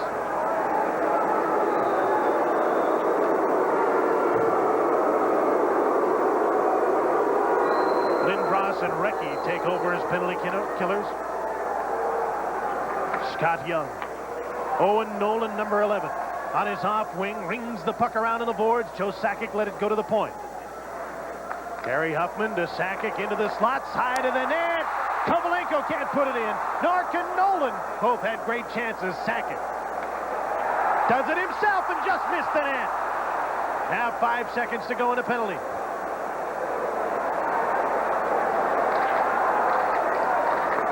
Yushkevich is back on the ice. Sakic to the point. Huffman shoots. Russell the save. And Yushkevich cleared the puck, not out. Another opportunity. This time he goes around the other way to Ricci.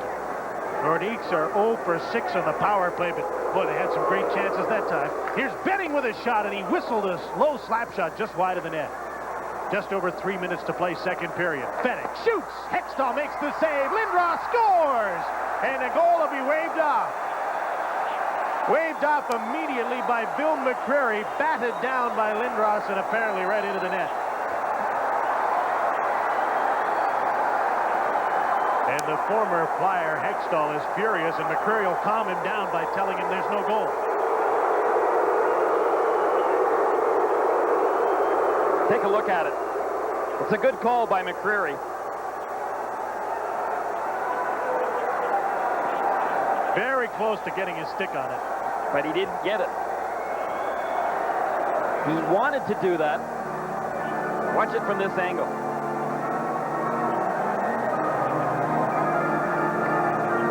Can't see it any better from that angle. But he knocked the puck down. Didn't quite get his stick on it. And so it was directed into the net. He was being tackled, obviously, as you can see, from behind by his good buddy. Say that facetiously. Owen Nolan.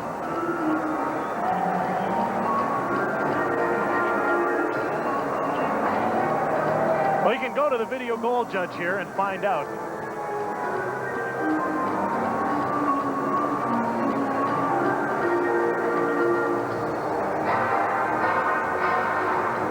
Let's have another look. We'll go to further review, and I believe Bill McCreary is going to this same angle or having someone look at it.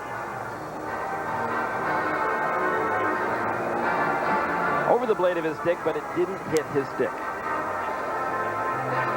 Francois La Rochelle is the video goal judge here in Quebec, and I believe Francois is having a look at this play and will relay the findings to Bill McCreary, and that's what's happening right here.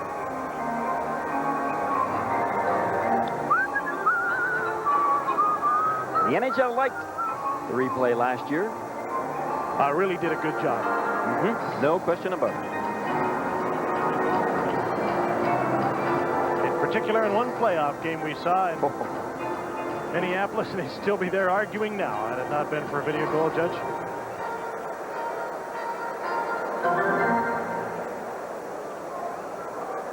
Everybody's waiting, wondering.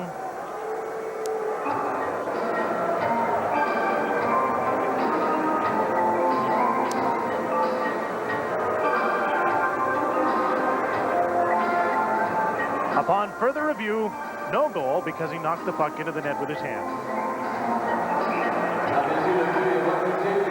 And the faceoff is just outside the Quebec blue line.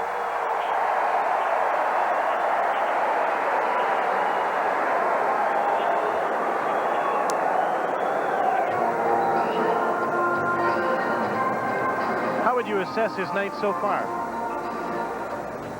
For a young player coming into the National Hockey League under this much pressure in Quebec, I think he's performed admirably, and he's not finished yet. He's just getting warmed up.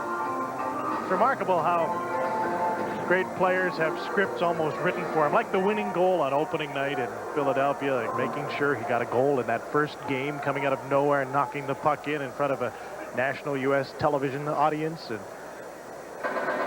right place, right time. Great players have a real knack for that. You know, he's been great for hockey right across the country, but when you look at the National Hockey League in the United States, when you've got Gretzky out on the West Coast, you've got Brett Hull in St. Louis, you've got Mark Messier in New York, Mario Lemieux in Pittsburgh, and now Eric Lindros in Philadelphia. They've really blanketed the United States with superstars, and it's showing and it's paying off. More kids are starting to play hockey. Joe Cadillac from the Philadelphia Flyers organization was telling us how many young kids are now all of a sudden picking up hockey sticks and skates and signing up for amateur hockey in the Philadelphia area. That's a big hockey area before, and it's going to be even bigger. Mike Huff in front of the net, shot the puck just wide on a feed from Tim Hunter. Another shot from the point, bounced off the side of the net. Curtis Lecision got that shot away. 2-1 Quebec, and they're pressing, looking for a little insurance marker before the end of the period. Kevin Dineen got a little two-rambunctious. Now he's slashed by Sakic. Dineen was getting a penalty, and I think Sakic might get one here as well. And this will draw a crowd. Galley's tied up by Adam Foote. You saw where Dineen was going to get the penalty. But Joe Sakic really gave him a two-hander across the shins just as the play was stopped. He's probably going to get a penalty, too.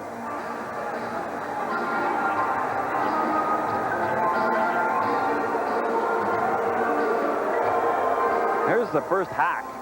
Ooh. Probably roughing on Dineen. Now watch Sakic right here. Flashing on Sakic. Oh, did he ever respond with a two-hander?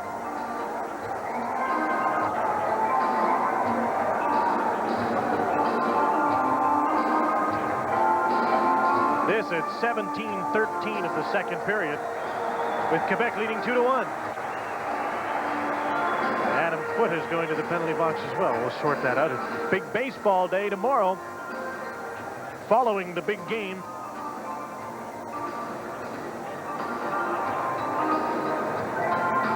Baseball tonight. Road to the World Series with Paul Romanuk. Contributions by Buck Martinez.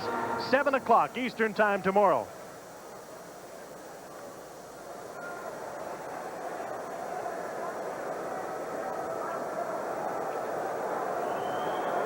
Who do you think's going to win that game tomorrow, Gary? Oh, come on. The Jays are going to win the game tomorrow, Huey. You know that. No, I don't. Well, I can be a fan, see. And I'm a big one. Been a great series. Exciting to watch. So, what's going on here, Bill? Galley's in the penalty box. Evans is in the penalty box. So is Dineen. And for Quebec, Huff and Foote. And quite surprisingly, Joe Sakic is not in the penalty box yet. But the door is still open. And Joe's not going. Nope.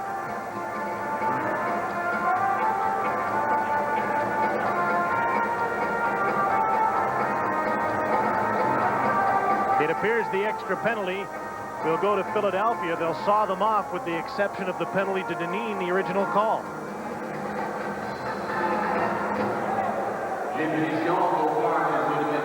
Well, Father Dineen didn't like the fact that Kevin ends up being penalized, but not Joe Sakic.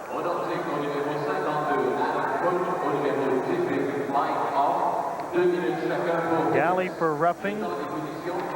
Huff for roughing. Evans for roughing. Dineen for roughing. All roughing penalties, and the extra one goes to Dineen. But Joe, you got away with one.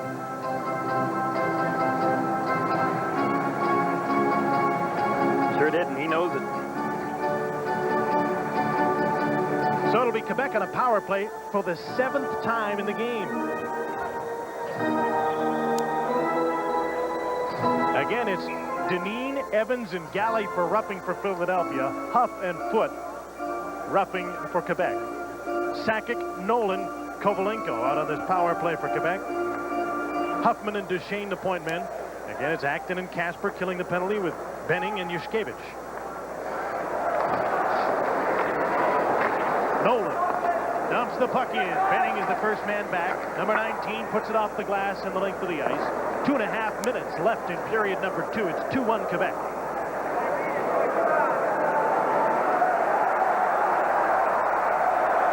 Steve Duchesne leads the power play to center. Kerry Huffman pumps the puck ahead for Owen Nolan. Benning's in on top of it. Benning got the puck. Keith Acton out to center.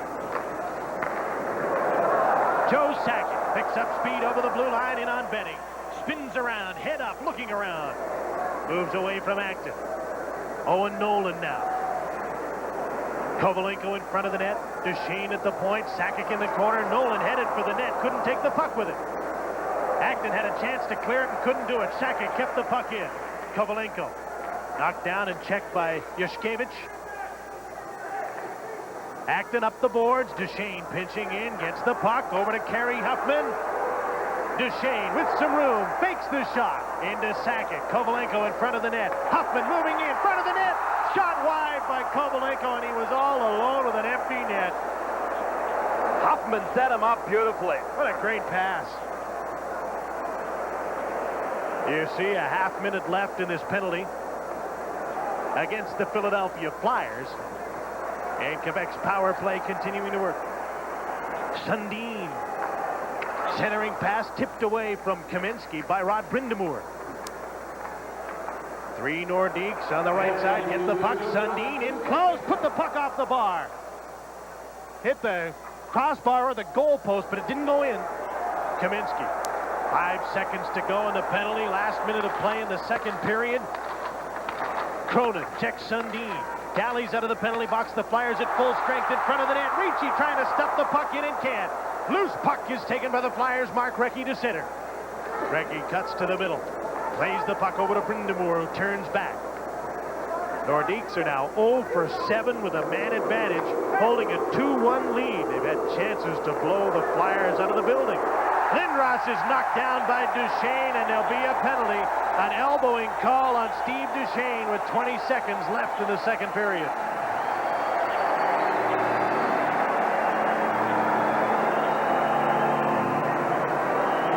Duchesne got that right elbow way up high as Lindros was leaning, and Lindros, you could see the way that he looked up to make sure that penalty was being called. That it was. A penalty that, unless the Philadelphia Flyers score on here early, will carry over into the third period. Hasn't been a power play goal scored in the game. Philadelphia does have a shorthanded goal. The Flyers are 0 for 3 with a man advantage. Quebec 0 for 7. They say in Philadelphia that they have sold more 88 Philadelphia Flyers sweaters so far this season, since this man signed, Eric Lindros signed, than they have sold all Philadelphia Flyers sweaters in the last 4 years. You mentioned earlier, paying off at the bank.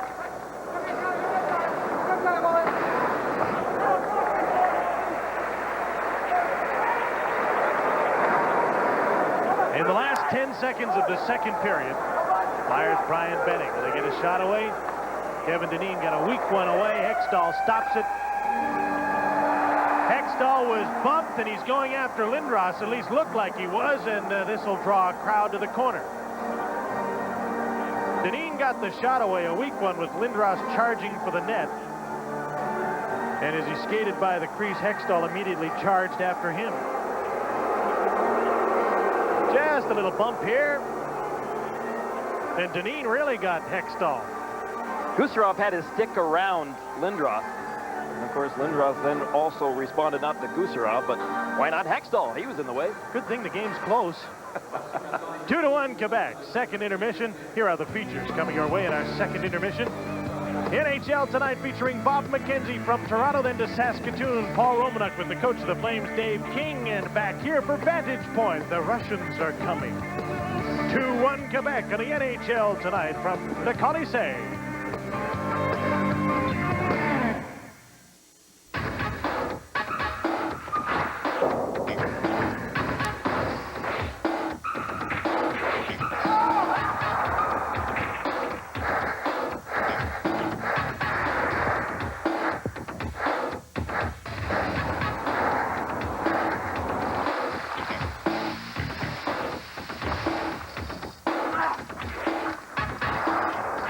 The essentials, Adidas equipment. Tonight, your TSN lineup is built for finesse. First, Canadian Golf Today swings into action with a review of the best and brightest on the 1992 Canadian Tour. Then, three-time champion Stephen Hendry takes his cue against Jimmy White at the Masters Snooker Championship. Later, the IMSA GTP Racing Series makes a pit stop in Arizona for the Phoenix Grand Prix. Gear up for it tonight on Real TV TSN.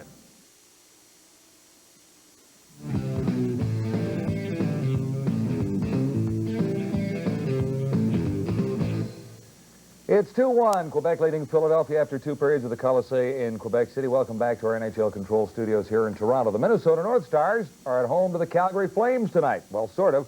The Stars are the home team, but the game is at Saskatchewan Place in Saskatoon.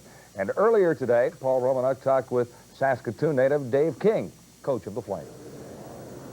With Dave King, the head coach of the Calgary Flames. And Dave, I know playing this game here must have a bit of a special significance for you because you have a real attachment to the city, your hometown. Yeah, it's my hometown, Paul. I lived here for about 27 or 28 years, played all my minor hockey here, and I coached junior A, junior B, and university hockey in Saskatoon. Tell me a bit about the hockey character, if you will, of this city. How much does it mean to the city? It means a lot. I think that hockey's always played a large role in Saskatoon in the wintertime, and we've produced a lot of great NHL players over the years, and we've hosted the World Junior Championship, events like that. So Saskatoon is a great hockey city. The other sport that's big here is curling. When you come back here and you were at practice this morning out in the rink, did you reflect at all back to your days and the time you spent here? Did you get maybe a little bit sentimental?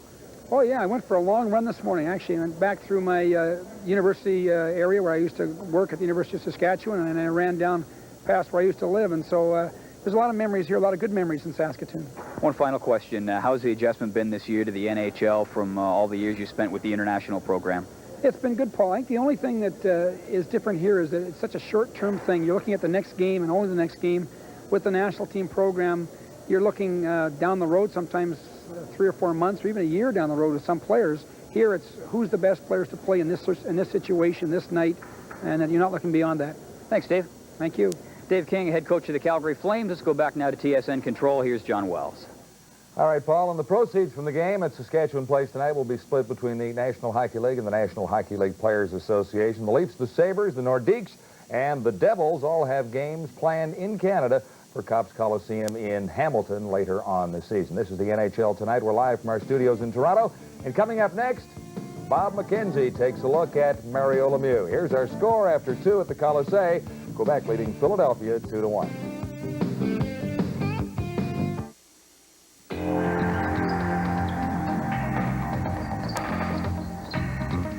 To have any sport right at your fingertips, just put this in your hand. The Casio Sports Vision Color TV. The Casio Sports Vision Color TV operates on batteries, optional power supply, or optional car adapter. Built-in features include a brilliant 5.5-centimeter liquid crystal screen, full VHF, UHF channel capability, and separate color, brightness, and volume controls. We'll even include a set of Casio headphones, a $30 value, absolutely free while supplies last. It's perfect for the sport in your life. The Casio Sports Vision Color TV. The Casio Sports Vision Color TV and other fine Casio products are available at the Bay, Aventura Electronics, London Drugs, Multitech Warehouse Direct, and other fine retailers. Casio. Welcome back now to TSN Hockey Control. This is the NHL Tonight. Let's take a look at one play that caught Bob McKenzie's attention as we watch the action tonight. We're watching Mario Lemieux in Pittsburgh. Now he's got a goal and 4 assists, 5 points, and you've got a play where he doesn't score. You want to show us? It's unbelievable. Get the VCR rolling right now, because we've talked about the next one. We've talked about Eric Lindros tonight. Now let's talk about the guy who is, without question, the best player in the world, so far head and shoulders above everybody else. Watch him behind the net, get things going here. Lifts the stick of a Buffalo Sabre player and starts dominating with his puck control. Just watch him wheel around, finds Kevin Stevens for a shot there, and keep your eye on Jaromir Jagr out there as well. Rick Tocchet's out of the game tonight with an ankle injury, but watch Mario Lemieux here just dominate the Buffalo Sabres. Puts it over to Larry Murphy. You think he's finished? Not yet. Jaromir Jagr comes around, takes a turn, putting on some heroics here, gets a shot on net, follows it up. But watch Mario Lemieux come in back here behind the net, pick up this puck and come out for a shot on goal. And there is held face-off, but just unbelievable puck control. The Pittsburgh Penguins are a remarkable hockey team, and the reason they're the Stanley Cup champions, very evident right there. Well, that's the score in Pittsburgh right now, with Lemieux having a 5-point night.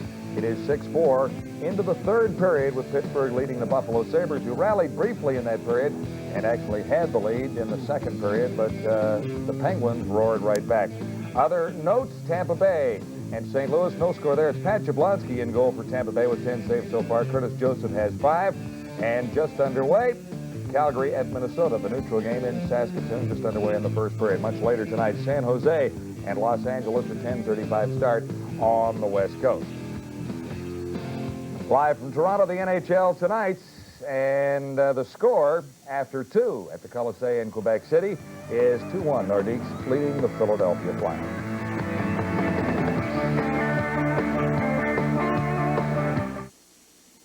All right, sir, we'll begin with the oral part of your driver's examination. I'm ready. You're traveling along a highway? Along a highway, got it? And your cellular phone rings. And I hear it. What do you do?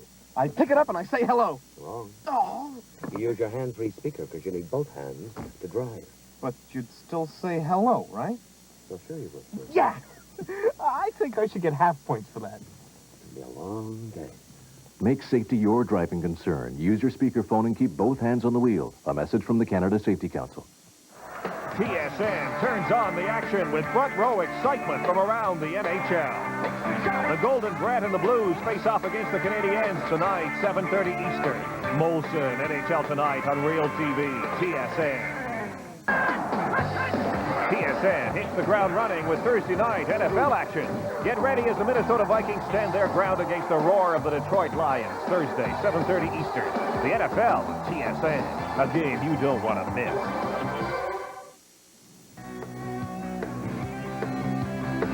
Time now for Vantage Point. Jim Houston and Gary Green have a few observations tonight on the changing face of hockey in the NHL. Well, John, it's clear that the face of hockey has been changing for a few years with the influx of players from countries other than Canada. But this year it seems even more dramatic. You know, it wasn't long ago that 90% of the players in the NHL were Canadian-born. Now the numbers are down about 75%. Have a look at this statistic from opening night a week ago in the National Hockey League. Non-Canadians had 42 scoring points, or 42% of the scoring points to players from countries like the USA, from Russia, from Czechoslovakia, Sweden, and Finland. I suppose, Gary, this is good for the NHL. Well, Jim, we've been patting ourselves in the back for years saying that this is the best league in the whole world. We know that. 15 years ago, we would have brought the best players across had there not been walls that are up. Well, the walls are down, and so now we have the opportunity to see in this league the very best players in the whole world. This year, the most notable impact has come from the Russian players, and they seem to be very talented and skilled, and when they arrive, on opening night again, Russian players were in on 32% of the goals scored on opening night. These are quick-fix players who are good when they get here. Well, we're not getting the older players anymore. We're getting the younger players. And a 21-year-old Soviet player, Russian player, can come into this league having had the experience of having played against men in world championships, in Olympics, in Canada Cup competitions. And they're experienced and they know how to play in this league. And it doesn't take them a long time to adjust. Much different than a young junior coming out of the junior hockey leagues. How long do you think it'll be before there's a Russian MVP in the NHL? Judging by looking at Pavel Bury's 4 goals last night, I mean, he's a human highlight reel without any question. That third goal especially was unbelievable. Maybe when Mario takes his sabbatical. How about Russians in the All-Star game? There'll probably be a few in Montreal next year. Well, looking ahead right now, just off the first week of the season, Makarov has had an outstanding start. He looks like he's got it back together again. We'll see. Kvartalnov out of Boston has really impressed a lot of people. And, of course, going back to Bury again, he's bound to be there. Well, why aren't there any goalies? There are great forwards, fine defensemen. Why aren't there any Russian goalies? You know something? Victor Tikhonov has got a lot of time on his hands right now, no longer the coach of the national team. He's probably trying to still sort out that question. Why haven't we had a great goaltender since Tretiak? Well, the Russians are no longer coming. They're already here, and there's some extremely good hockey players in the NHL. The score in Quebec City has the Nordiques in front of the Philadelphia Flyers 2-1. The NHL Tonight continues on TSN in just a moment. Performance. For some people, it's a way of life. For them, there's Speed Stick Plus antiperspirant. Nothing glides on drier. To protect you against wetness and odor all day. Speed Stick Plus, the wide stick. 5 minutes. Be sure to join us next time as Seagram presents Canadian Golf Today. We'll have highlights of the just completed 92 season and talk with the incoming and outgoing commissioners of the Canadian Tour. That's Canadian Golf Today on Real TV, TSN. Trust. Knowledge. A definitive source. It's what people look for in sports journalism. Dave Hodge and TSN Inside Sports, weeknights at 7, coming to TSN. Follow the Jays on their way to capture the title. Before the game, get the big picture from Canada's Baseball Control. Baseball Tonight, the road to the World Series. Tonight, 7 Eastern, on Real TV, TSN. The second period scoring summary from Quebec City is short and sweet. Mike Hoff is first of the season unassisted at 1:07. Second period to give Quebec the 2-1 advantage. Shots in the second, 10-3 favored Quebec, and the two-period total, 19-16 favoring the Nordiques as we get ready for the third period in Quebec City. I suppose, John, the real story here, other than Eric Lindros in Quebec City, in the game tonight is the failure of the Quebec Nordiques power play to capitalize on 7 different opportunities. Philadelphia Flyers have done a great job in penalty killing tonight. Philadelphia's been great in third periods, Gary. They've outscored their opponents 8-0 in their first 3 third periods this season and have come from behind to win or tie every game. Well, I'm sure that Pierre Pagé has seen the Philadelphia Flyers on tape so far. And the Flyers have played a lot better in their previous games than they've played thus far tonight, especially in that second period where they were really getting bottled up at the blue line. Pagé's power play had opportunities. They controlled the puck coming in to tonight's game. In fact, they were leading the league in power plays. Number 1 overall, 6 goals on 15 opportunities. And 0 for 7 tonight. Philadelphia's on the power play, however, to start the third period with Eric Lindros on the ice with Rod Brind'Amour and Kevin Dineen, Mark Recchi, and Brian Benning. Craig Wolanin. Checked by Dineen, Brind'Amour to the point. Benning with some room, fakes the shot, pass into Brind'Amour. Dineen alone in front. Brind'Amour tried to get him the puck, couldn't get it by Wolanin. Alexei Gusarov probably played the least of the 7 defensemen for Quebec tonight, moved the puck to center. Lindros to Benning. Just over a minute to go in the power play. Steve Duchesne serving an elbowing penalty. Elbowed Eric Lindros late in the second. Brind'Amour dumped the puck in. Lecision knocked it down. Hextall cleared it. Nolan sends it the rest of the way down the ice. Remember, the Flyers have yet to be scored on in the third period this season. 3 previous games, they've outscored the opposition 8-0.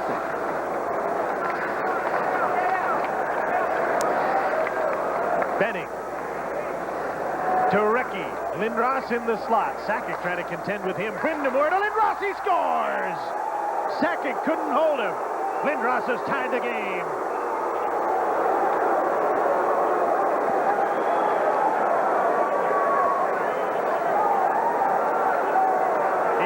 Taken back when he knocked it in with his hand earlier. This one clearly in on a pass from Brind'Amour 2-2. Well, Lindros knows where to position himself. He was on his forehand side. When he got that puck, he released it quickly. He didn't give Hextall an opportunity to move from his left to his right. Boom, quick hands. Brind'Amour and Ricci. Assist on the goal by Lindros. At 1:10 of the third period, the first power play goal of the night, and there have been 11 different opportunities between these teams, and now it's 2-2. Heads-up play by Lindros. Sakic is covering him, then lets him go until the last second. Then Sakic realized, I shouldn't let him go. Too late.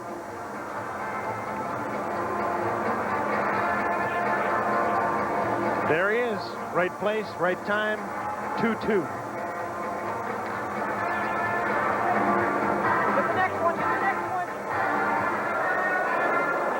He can score big goals. That's leadership. That's what the Flyers are paying him for.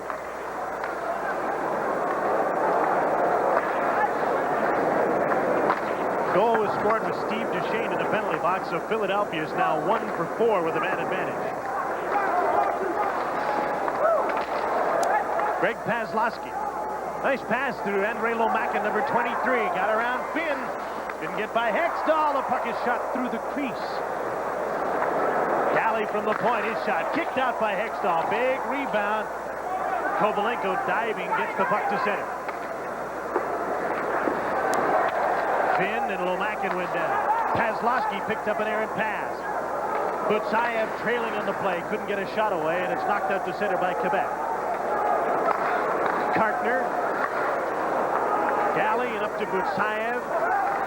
Andre Lomakin zigzagging at the blue line. Avoided a check, dumped the puck in, and heads for the bench on a line change in the Lindros line. The Crazy Eights are right back out there. Lindros with Ricci and Fettig.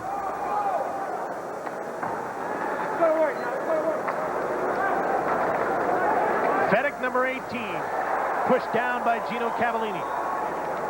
Cavallini got his elbow up in the face of Yushkevich, who's lost his helmet again.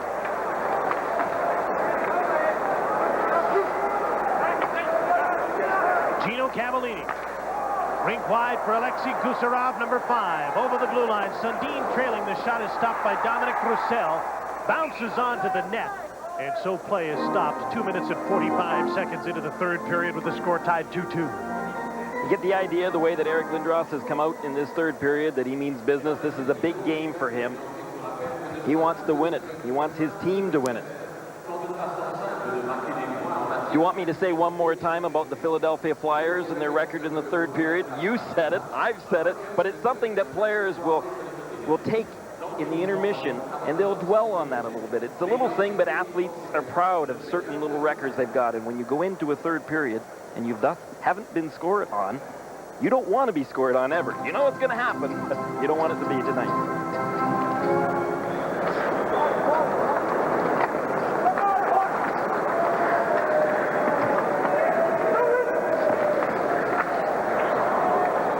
Doug Evans up the boards by Adam Foote and out to center. Nolan, Ricci, and Lindsay out for Quebec against Dineen, Brind'Amour, and Doug Evans. Sean Cronin, number 44, moves up from the defense, dumps the puck in. Rod Brind'Amour. Checked and knocked down by Kerry Huffman. In front of the net, Hines gets loose. A bouncing shot. Hextall's down on the puck. That shot by Hines wasn't hard, but changed directions and almost got by Hextall. 2-2's the score early in the third on Molson's NHL tonight from the Colisée in Quebec City. If your family loves the taste of ripe, juicy fruit, make a little magic with McCain Fruit Punch.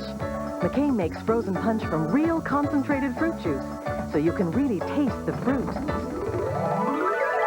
Great with grapes. Outstanding with orange. McCain Punch, frozen and now ready to drink. You can taste the quality because you can taste the fruit. Kerry Huffman went down in a pile behind the net with Rod Brind'Amour, and I guess it was judged to be holding by Bill McCreary. So Kerry's in the penalty box. The Flyers on the power play. Lindros in front of the net. Shot from the point is just wide off the stick of Benning. Brind'Amour, Lindros, Dineen up front, Ricci and Benning on the point. Lindros tried to pull the puck up front, now pushes it over for Dineen. Benning moves in. Lindros behind the net. The pass is by him. Rod Brind'Amour. Checked by Gusarov. Sundin got the puck. Here's Valerie Kamensky. For Quebec, shorthanded. Dominic Roussel gave the puck away to Sundin. Up from behind, in front, off the skate of Kamensky. Half a minute gone in the penalty to Kerry Huffman. Flyers 1 for 4 with a man advantage. Brind'Amour. Checked by Kamensky. Sundin gets the puck. One man to beat. Defending his back. Gusarov goes for the net. The pass. Gusarov scores! What a goal!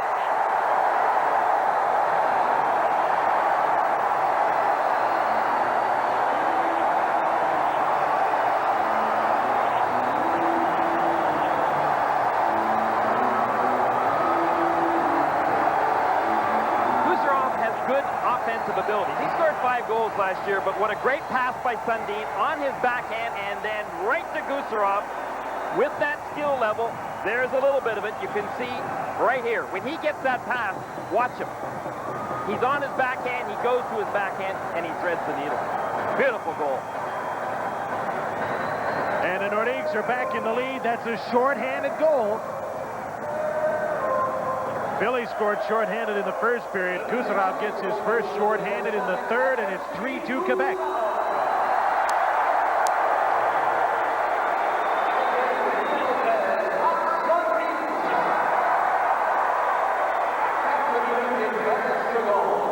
Sundin gets the only assist at 4:13. 1 goal lead in Philadelphia continues on the power play for 1 minute and 9 seconds. When Matt Sundin is getting a brand new contract, he's already being paid like $800,000 or $900,000 a year, but with his skill level, they want to bring him up as well. Sundin just laid that pass perfectly. And that's very difficult to do when you're on your backhand, you're being challenged from the corner to put it right on the stick. Brian Benning was the only man back. Did a nice job, got between the two. A great backhand by Gusarov. And he's right back out on the ice. This year will be no exception. We've talked for many years and will continue to that backhands are so difficult to stop for goaltenders. And when young hockey players can perfect their backhand, both from a standpoint of passing the puck and then shooting the puck, as Gusarov does right here, what an advantage it gives you.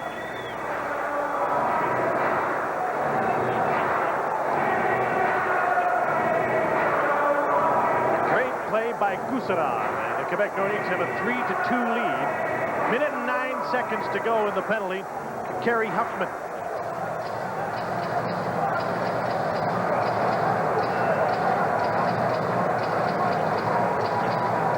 These people are going to see a lot of good hockey games coming out here this year.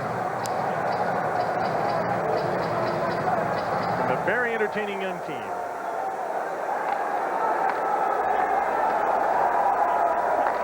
Lomakin, Butsayev, and Fedek. Forwards out of the power play now for Philadelphia. Brent Fedek, number 18, spins around to the point. Yushkevich over to Ricci. Wrist shot tipped in front. Fedek's backhanders. He was on the goal line when he hit it. Might have deflected it, but it got to the boards. There's a blast by Butsayev. That was blocked. Can't keep the play on side. 40 seconds to go in the penalty. Craig Wolena. Andrei Lomakin pushed him down. Butsayev in front of the net. Tip. Hextall stopped it and held on. Fedek tipped the puck almost in, but Hextall recovered quickly to make the save. Fedek went right for the front of the net. He knew that the puck would eventually end up there. But watch him. He's all alone. Just he and Hextall. Gusarov was late getting back. Nice deflection by Fedek. Hextall was out trying to cut down the angle and get to the puck before Fedek did. Fedek only had 5 goals last year in Detroit. He had 16 the year before. But as we mentioned earlier, Russ Farwell knew that this guy could score goals from his junior days. In Regina, he was a 40-plus goal scorer. And he's just hoping that he could regain some of that as a Flyer.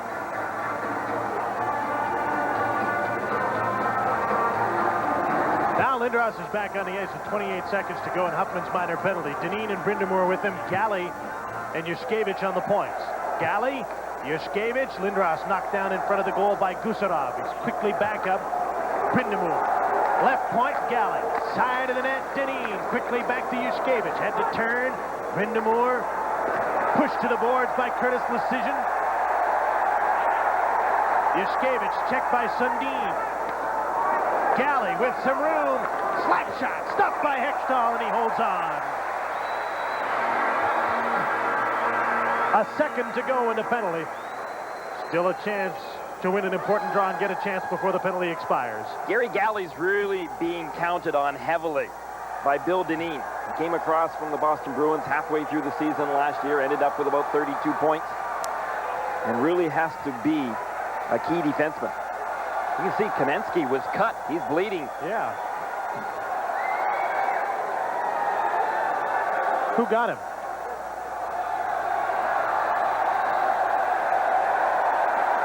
Oh, there it is, Lindros. Good thing they can't show that replay in this building. Unintentional, but nevertheless, it did the damage.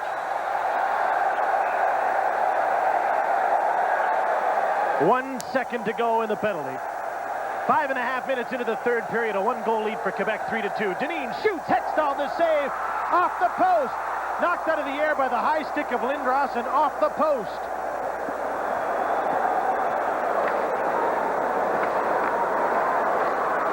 Penalty has expired to Huffman. He's back on the ice and has the puck. Lindros back to check it. Took the puck away and turns quickly. Pushes by Gusarov. Centering pass. Didn't get through to Cartner. Terry Cartner, number 29.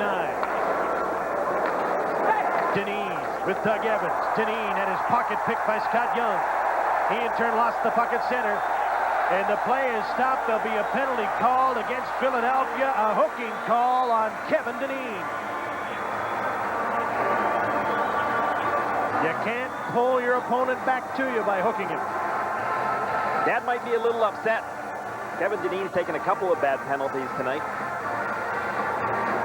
You know, coaches for a long time, Jim, have really emphasized, in the neutral zone especially, running the interference, holding your man back, getting that stick up around him, and stopping him from skating. That's just not happening anymore. And players just have to realize the way that they played in the past may hurt them right now and their team. Well, it's the great equalizer in hockey. If you're not as talented, you can hold and clutch and grab. And it's always been the argument, especially from the very skilled players and their coaches, that the skilled players should be able to strut their stuff. And now they continue to call these plays, they'll be able to do that. There was the puck knocked out of the air by Lindros off the post. Bill McCreary waving it off. Didn't have to go to the replay for that one. Quebec's 8th power play of the night. Nordiques are 0 for 7. Leading by a goal. Sundin with Kamensky and Ricci. Sundin outside on Yushkevich. Acton and Casper probably had more ice time than any two Flyers tonight. They and Yushkevich been out killing all the penalties.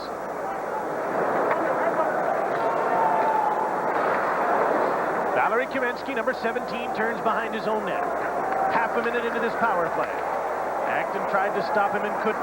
Casper comes over to help. Almost got the puck away from Kamensky. Ricci to Matt Sundin. Into the middle. Drop pass. Huffman couldn't get it. Casper could, and he cleared it. Pierre Page changes up his power play unit with a minute to go in the penalty to Deneen. Steve Duchesne's on the ice with Scott Young. Joe Sakic has Mike Huff with it. Bouncing puck. Duchesne at the left point. Nolan's open on the right side. Duchesne goes in on the left wing. Sakic let the puck go. Cartner gets a free shot to clear it, and he does. Young has the puck. Fedek right on him. Steve Duchesne turns. Rink wide to Joe Sakic. Half a minute to go in this power play for Quebec. Brindamore almost got leveled by Huff. Instead, he got the puck the length of the ice. Swaps words with Mike as he leaves. Owen Nolan off the right wing. Turned into the boards, lost the puck to Ricci. Lindros breaking away. Eric Lindros in alone. And the Flyers have tied the game.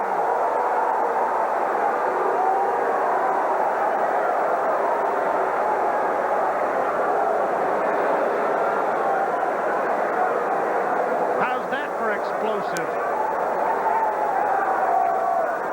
Boy, he sure can turn it up a notch, can he? A number of notches in this third period. What a shot. He waited Hextall out. He was hoping Hextall might commit himself a little bit earlier. Hextall didn't. Lindros saw that top corner, glove side available to him, and with a good, quick, hard shot, there was no way that Hextall could get that glove up there in time. A 3-3 tie on a shorthanded goal by Eric Lindros, his second goal of the night.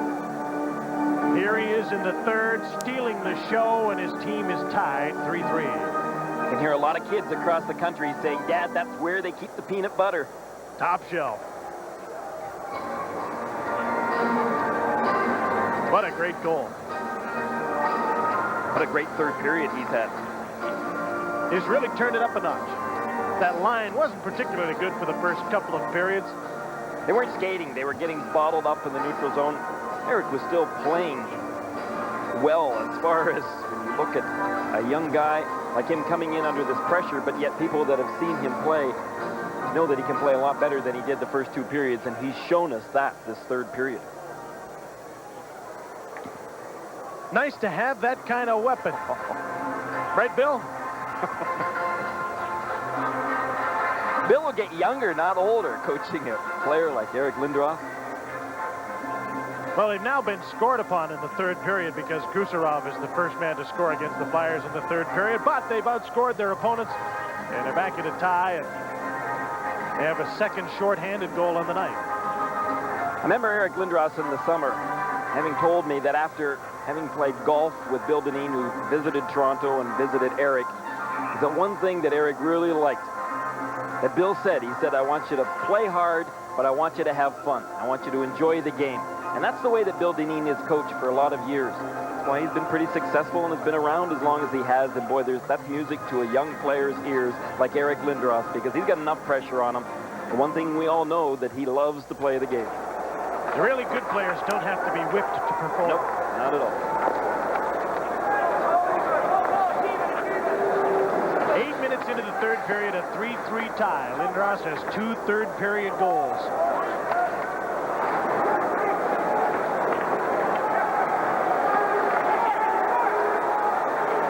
Kevin Dineen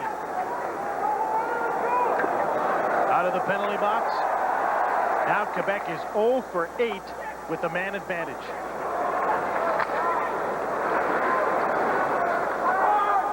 And the Flyers have 2 shorthanded goals against a power play that worked so well in the first couple of games. Lindros avoids a couple of checks. Ricci's knocked down. Lindros is possessed in the third period. He chases the puck. Gino Cavallini's got it.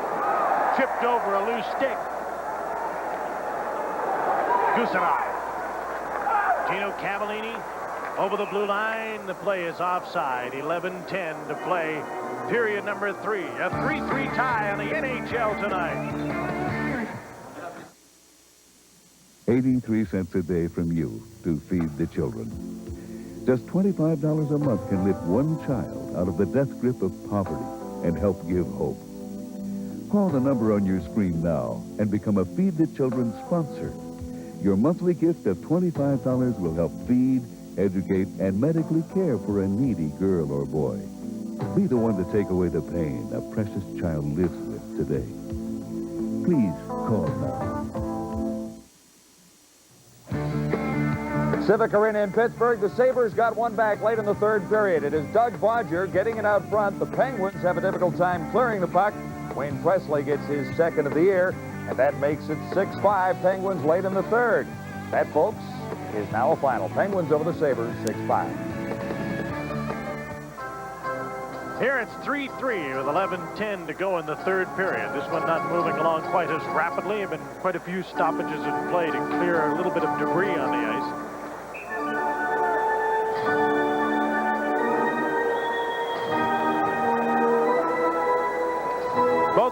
full strength. Sundin, Cavallini, and Kamensky playing for Quebec up front against Butsayev, Lomakin, and Pazlowski for Philadelphia. Duchesne, his partner is Stephen Finn, moved the puck up, not far enough though. Stephen Finn retreats behind his own net. Valery Kamensky, hounded by Butsayev. Round on the boards to Cavallini, who's checked by Andrei Lomakin. Butsayev gets the puck. Kamensky draped all over him. Coughed up the puck to Duchesne. Cavallini on the left wing to Sundin. Kamensky's trailing. The drop pass. Kamensky shoots. Missed the net. Steve Duchesne. Weak shot stopped by Dominic Roussel, and he holds on. That's a nifty move with Wade Duchesne took the puck off the boards to his forehand, isn't it? Duchesne's a skillful player, but watch Sundin right here. Nice little drop pass. Puck got up, was rolling on Kamensky.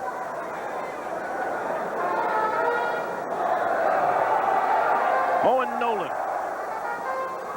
Out on the ice now with Joe Sakic and Mike Huff. Huffman and Foot are the defensemen.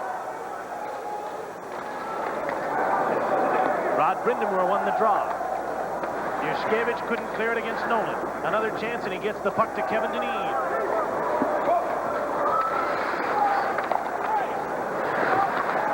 Adam Foote back for the puck. Play is stopped, and there'll be a penalty called. And it's going to Joe Sakic for hooking.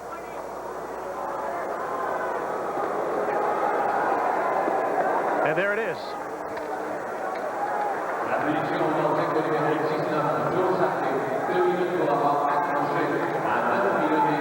So the captain goes to the penalty box. The Flyers have scored once with a man advantage in this period. They've also scored a shorthanded goal. Now they go to work with a man advantage again, and Eric's on the ice. A player like Lindros will help the Philadelphia Flyers immensely on the road this year. Pierre Pagé knows very well how tough it is to play on the road. Last year, the Nordiques won only 2 games on the road. Well, the Flyers only won 10 games on the road. They were great at home last season, but just couldn't win on the road. You need character players to lead you when you're playing on the road. A lot tougher. Puck's up in the air, and Hextall's got it. Lindros got pushed from behind by Owen Nolan. And again, the players will all huddle around Lindros. Be careful, you push or shove, check from behind like that. In open ice, and you're going to get called this year. Nolan's taken every opportunity to give Eric a shot tonight. I think everyone has, for that matter. Well, you're going to have to watch Lindros, no question about that. He gets himself into the open, and he's dangerous. But there, from behind, Owen Nolan came in and more or less cross-checked Eric Lindros.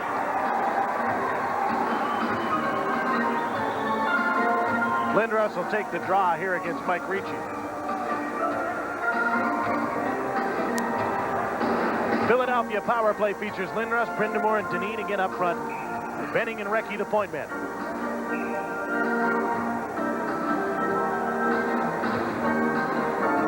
Ricci, Nolan, Gusarov, and Wolan the penalty killers. Lindros won the draw.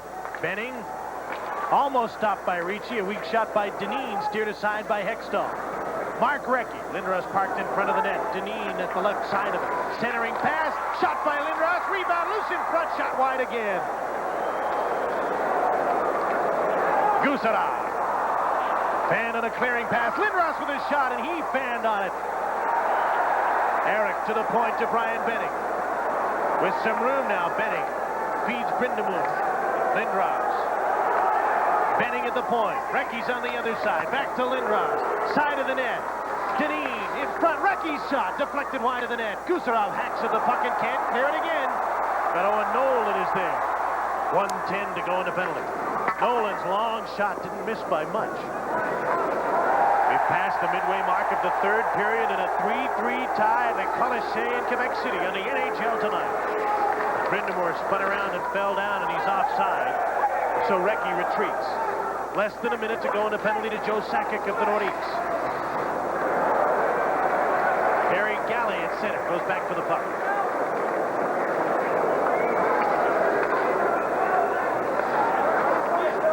Adam Foote.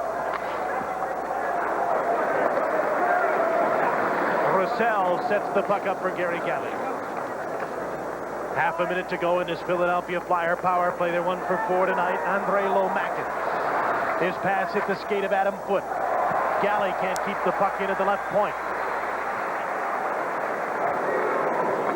Roussel. Round on the boards. Vyacheslav Butsayev. Double team. Kamensky got the puck from him into the last few seconds of this penalty to Sakic. Fed it. Drop pass for Galley. Towards the net. Sharp angled shot was blocked easily. Sakic's out on the ice. Joe has a breakaway. Yashkevich chasing him. Sakic turns, hit the side of the net.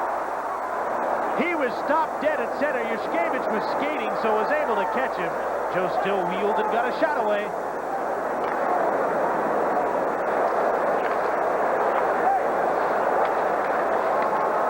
Greg Paslowski. Over to Gary Galley, number 3 for the Flyers. He flips the puck into the Quebec zone.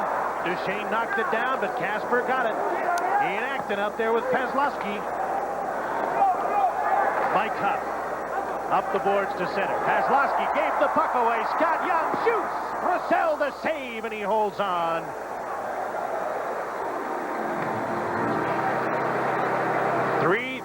With 7:26 to go in the third on Molson's NHL tonight. Tonight, your TSN lineup is built for finesse.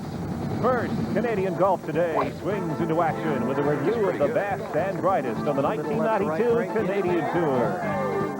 Then, 3-time champion Stephen Hendry takes his cue against Jimmy White at the Masters Snooker Championship. Later, the INSA GTP Racing Series makes a pit stop in Arizona for the Phoenix Grand Prix. Gear up for it tonight on Real TV TSN. 3-3 tie. Good chances at both ends. How about this play? Watch Sakic. He's just going to show some moves right here. The old spinorama and the shot. Dmitry Yushkevich caught up to Sakic only to see the spinorama. And he just shook his head. Yeah. You know, the toughest job in the building tonight might be the guy that has to pick the 3 stars. Yeah, that's from the Journal newspaper here in Quebec. And wouldn't it be the toughest job in the world for him to have to pick Eric Lindros as the first star of the game here in this building? Think it'll happen? Think he'd pick him? Yeah, probably. That's who I'd pick right now. Doug Evans checked by Adam Foote at center. Bouncing puck goes to Kerry Huffman, and he moved it in offside. Bill Lindsay was a step ahead of him. 7:12 is the time remaining in the third period.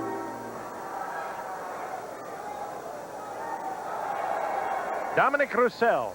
Here's a shot from the point off the faceoff. Adam Foote stepped into it.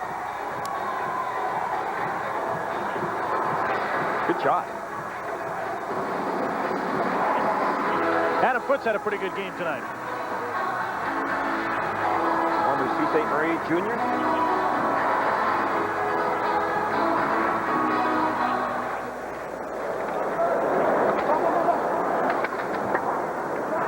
Evans, Brindamore, and Deneen out for Philadelphia trying to move the puck out.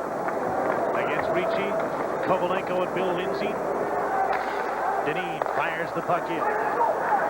Evans couldn't get the puck in deep. Now Benning retreats to center, has a man offside. Deneen dumped it into Bill Lindsay.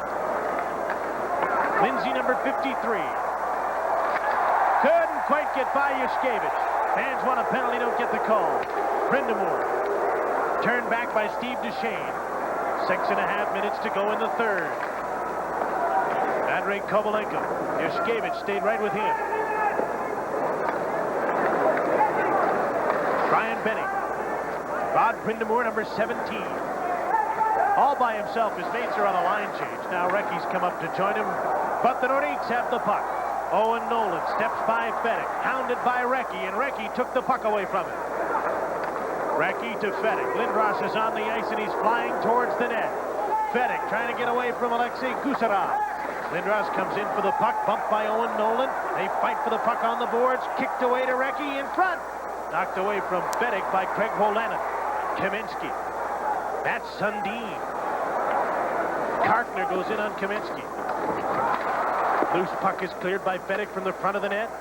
In some skates, Kaminsky to the point. Craig Wolanin shoots into a crowd, and that hits Sundin and hurt him. Long breakaway pass for Lindros is nowhere near him. Hextall plays the puck. No icing. Gave it away. Fedek in front for Lindros. Wolanin intercepted the pass. Good wide open game now, and now it's stopped. Too many men on the ice again against the Flyers. Second time in the game the Flyers have been caught with too many men on the ice. And the Quebec Nordiques are about to get their 9th, count 'em 9, power plays tonight. Wake up, hey Canada, wake up, today is our McCain Day. What's the secret of McCain's rich-tasting juice? More oranges. McCain concentrates the juice of more oranges into every can. More than Minute Maid, more than Old South. So you have a special reason to buy McCain. You bet I do. It's like an extra squeeze of juice in every glass. So compared to Minute Maid and Old South, you have an extra reason to drink McCain. You bet I do. Wake up to McCain. Welcome back to the NHL Tonight on TSN. I'm Jim Houston with Gary Green in the broadcast booth at the Colisée in Quebec City. Been a lousy night for the Quebec power play, but they'll forget all about it if they can score and win the game because of it now, on their 9th opportunity. Little communication problem on the bench with Philadelphia. Bill Dineen was pretty upset over it, but Lomakin probably didn't understand the instructions properly, and he went way too early. Pretty simple to understand. Now you got to make sure that your winger, which was Fedek, is coming to the bench in time.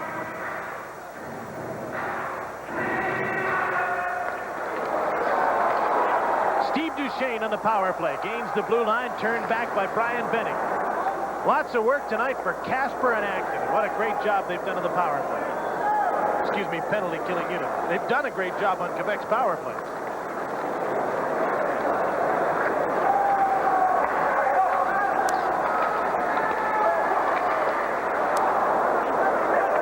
Kerry Huffman.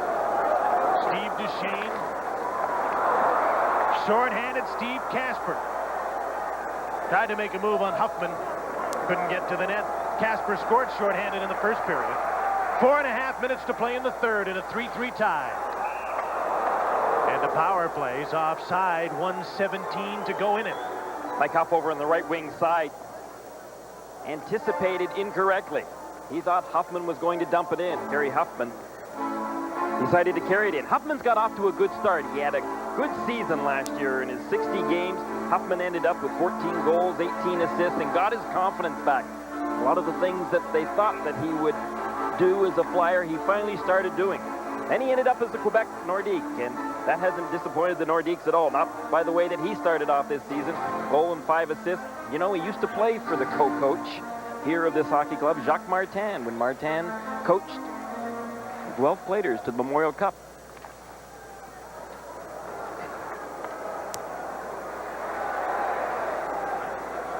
Gary Galley lifted the puck into the air over the glass, and so the play is stopped. 4:27 left in the third, 1:10 seconds to go in this penalty. Guy took one for the team. Good save, used the right shoulder, just forgot the shoulder pads.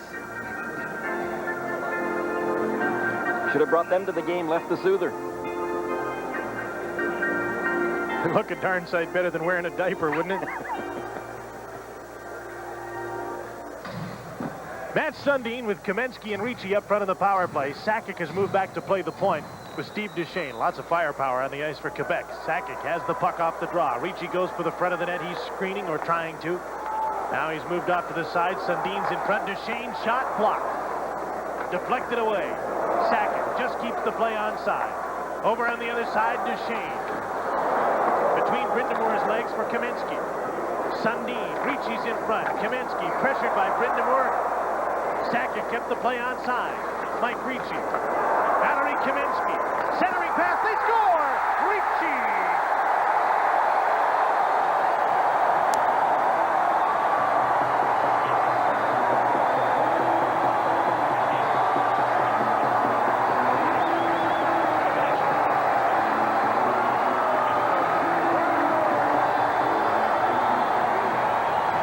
Ricci just broke loose.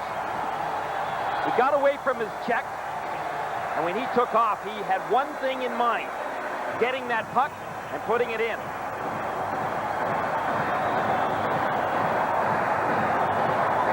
On their 9th try on the power play, the Nordiques finally scored with a man advantage. Ricci's second goal of the game, 3rd of the season. 4-3 Quebec. Kaminsky made sure this time with that pass that he put it right on the stick of Mike Ricci. Ricci's had a great game tonight, too.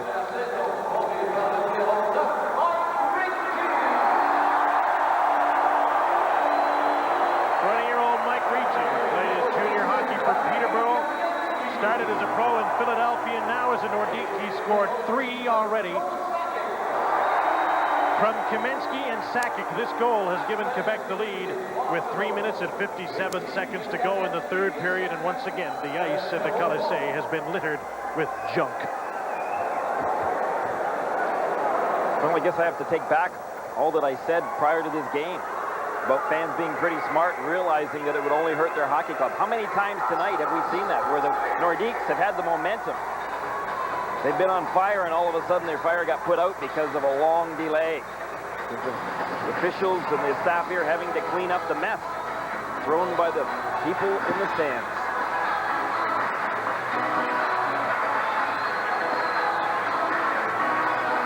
This has really slowed down this game. Time permitting, following tonight's game at our post-game show, Pierre Paget, the coach and general manager of the Quebec Nordiques, will join us. Gil Stein, the NHL president, is here, and we hope to hear from Eric Lindros.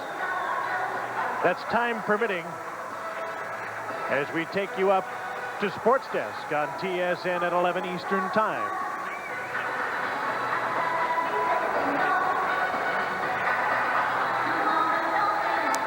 Mike Ricci actually used to be a pretty good friend, and still is, I guess, but he used to in his younger days. As a hockey player in the Toronto area, he was pretty good friends of Eric Lindros. So I think Eric felt a little badly when that deal involved Mike Ricci, but on the other hand, Mike Ricci's made a lot of money. He got his contract renegotiated, and he'll be pretty happy here in a Quebec Nordique uniform.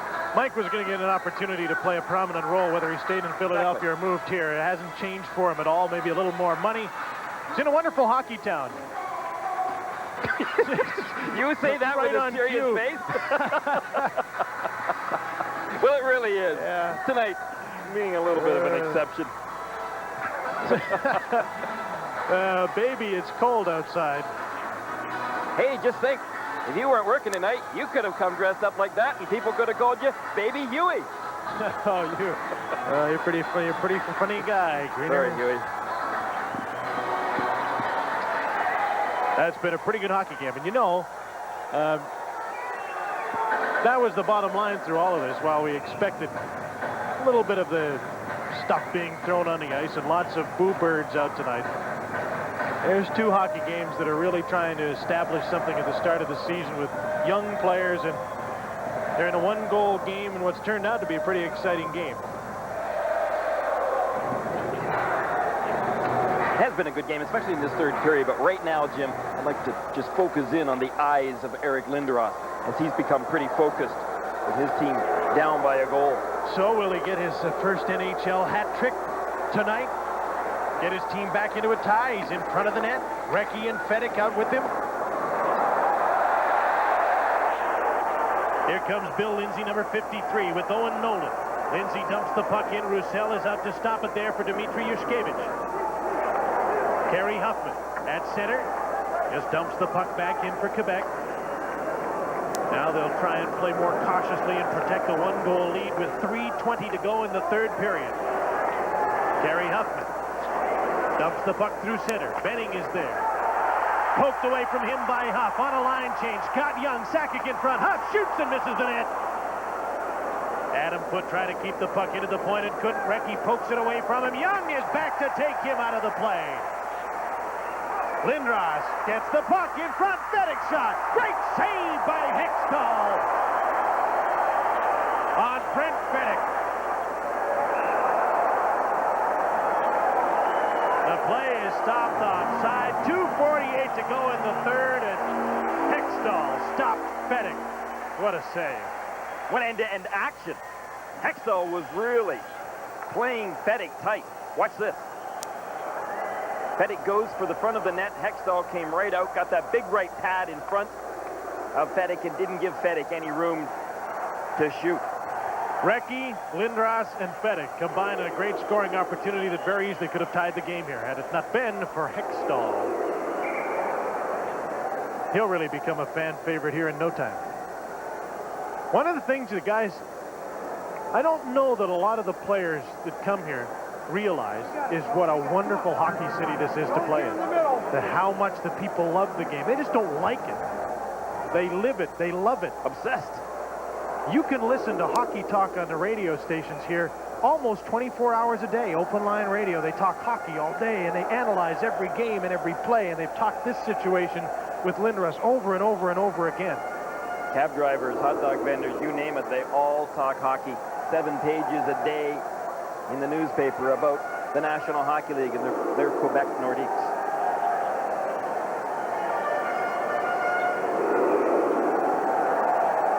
And everywhere the players go, the public knows who they are.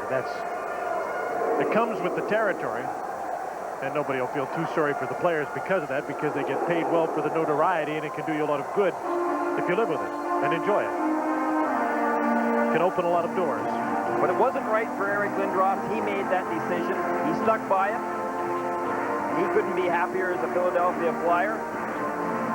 And I think these fans right now also couldn't be happier the fact that they've got a much improved hockey club.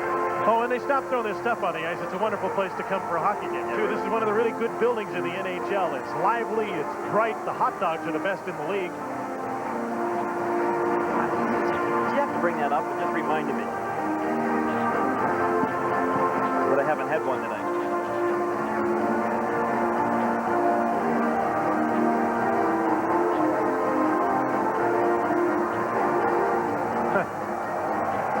Denied another proposal.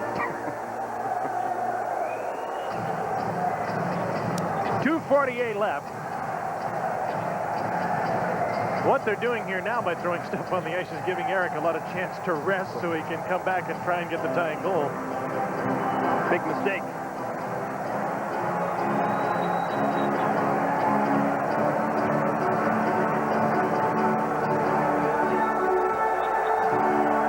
Too many people in this crowd tonight either, having been ejected for throwing their eggs and garbage on the ice. If there were, there'd be about 1,000 empty seats right now. Late in the third period, a 1-goal lead for Quebec, and play is underway again. Kartner for Kevin Dineen, stopped by Matt Sundin. Sundin, Kaminsky, Gino Cavallini in forechecking. Kaminsky works the puck on the boards, taken down by Kartner. Sundin comes in for a loose puck. Duchesne breaks for the net. Backhand shot, he scores!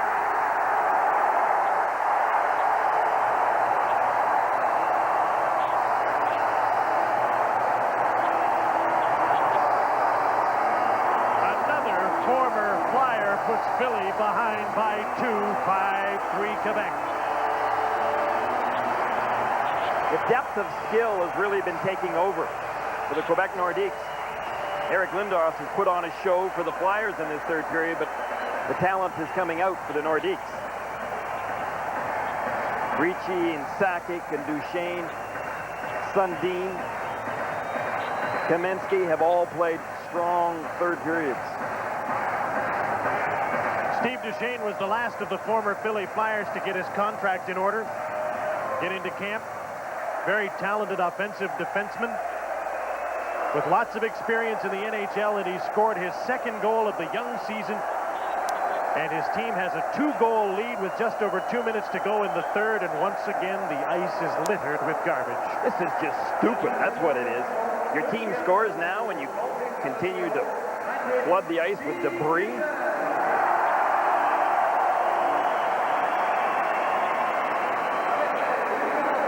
Ricci with a couple and Duchesne with a big goal here. And 2 of the men traded for Eric Lindros have scored to get Quebec ahead and now give them a 2-goal lead. biggest lead of the night with 2:17 to go.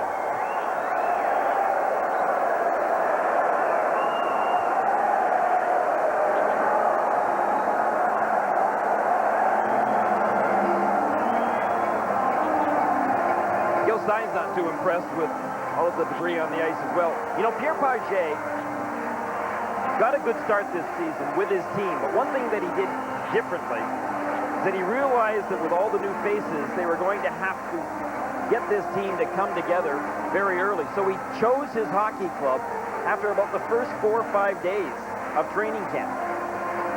He felt badly that they didn't give a lot of their younger players the opportunity to play with guys like Joe Sakic and Owen Nolan, but he felt strongly that if they were going to get off to a good start, and that was essential, that they had to get their team picked early and have an opportunity to play the exhibition games as the team that would end up opening the season.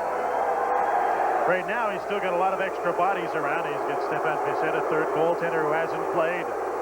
Mikhail Tatarinov, Tony Twist, Martin Rashinsky, Claude Lapointe, Scott Pearson, who's hurt. He's got a lot of extra bodies and a lot of coaches. You mentioned 5 on the ice today with 26 different players. And all those coaches, though, were working with players, had special assignments. They were working on their skill levels with the younger hockey players and getting those players that weren't playing tonight extra ice time afterwards. It's a big job having that many assistant coaches. If you delegate properly, though, it can really be a tremendous asset to your hockey club. Jacques Martin and Andre Savard work on the bench. Don Jackson, Clement Jaudoin are upstairs.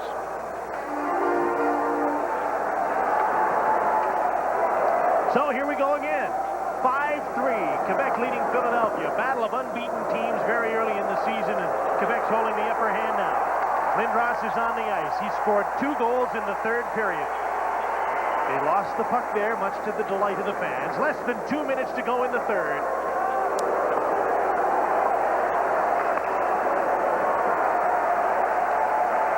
The Nordiques are just going to watch Lindros very closely these last dying couple of minutes. He's the guy they know could give the Flyers again the spark to get them back into the game. Lindros has gone to the bench. Paslowski had the puck go off the heel of his stick and didn't get a good shot away in front of Hextall. Centering pass, Hextall steers it away. Yushkevich keeps the play onside. Rod Brindamore, his pass just onside to Karkner. No, just offside. Jean Morin, the linesman on the scene, said the puck got outside the blue line. 1:22 left in the third.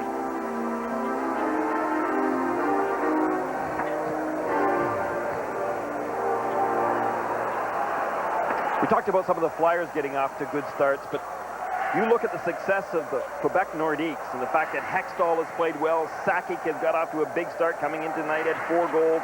Owen Nolan had 3 goals coming into tonight. Huffman started well. Sundin has, Kaminsky, Mike Ricci. If you're going to play well, your nucleus, your star players have got to play well.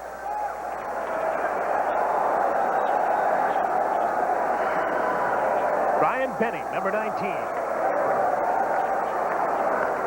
Greg Paslowski at center. Galley moving up on the right side. The goaltender's coming out for the extra attacker. Roussel's out of his net. The Flyer net is empty with a minute to go, and there'll be a penalty here. A holding call against Quebec. So Philadelphia will go on a power play in the last minute of the third period with some firepower of their own to try and get back into a tie. Kerry Huffman puts that left arm out and ends up hugging Gary Galley. Galley had gone in deep, knowing that the goaltender was coming out of the net and trying to maintain possession of the puck in deep. He did that. 8 of the penalties called in the game tonight have been for hooking or holding. The fouls that the NHL is trying to rid itself of.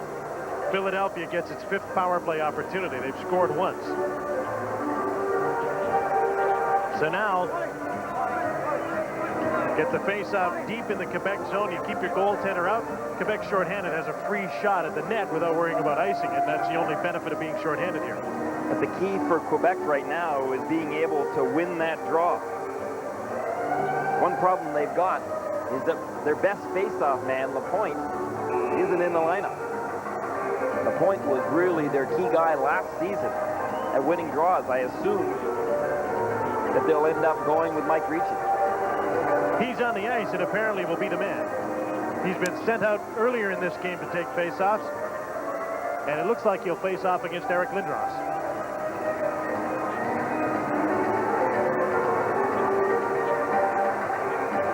A 20-year-old and a 19-year-old in the center of the face-off circle for one of the biggest draws of the night. And Lindros has beat Ricci pretty consistently when they've been matched up together tonight on face-offs.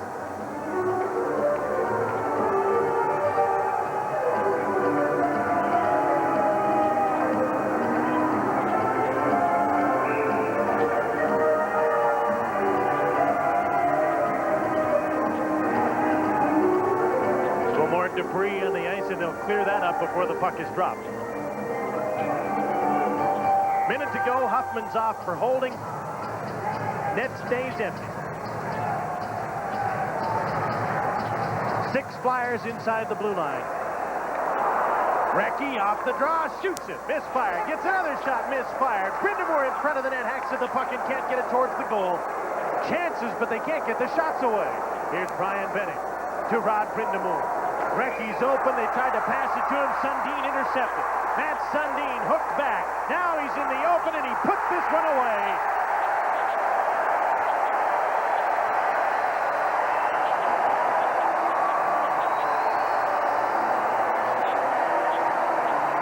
A short-handed empty netter, and it's 6-3 Quebec. I'd say that Matt Sundin kind of showed he's not just a skillful hockey player, but he's also pretty big and strong. Yeah.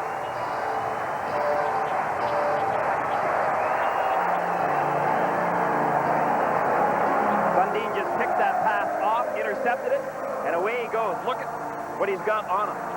Kevin Dineen is battling away against him. Sundin had great patience and tolerance and had one thing in mind: finding that open net with a perfect shot. So, Gary, in this, the season of the power play, there's a game with 4 shorthanded goals. The second one of the night for the Nordiques. Matt Sundin. Sundin couldn't have lined that shot up much better for the middle of the net, could he? Eric won't be happy with this game in Quebec. His team will have lost for the first time, even though he scored 2 goals. Got his team into a tie. Finally, the Quebec power play got rolling in its 9th opportunity and scored the big goal to get the lead. And the young Nordiques will win this game, stay unbeaten, and send these frenzied hockey fans home happy tonight. There'll be other nights like this through the course of this season, a long season to go for Eric Lindros and the Flyers, where he'll have a good performance, but yet they may not win, and they won't win. Tonight, some of the other supporting cast, some of the star players for the Philadelphia Flyers haven't exactly had good games. Brindamore hasn't really played well. Mark Recchi hasn't played as well as he's capable of.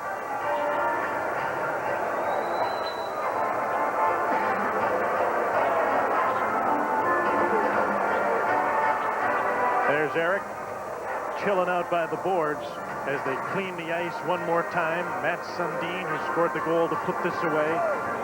And not far behind both of them, Marcelo Booth. In front of Marcel. Not far away from Eric. Gilles Leger, the assistant general manager to Pierre Paget.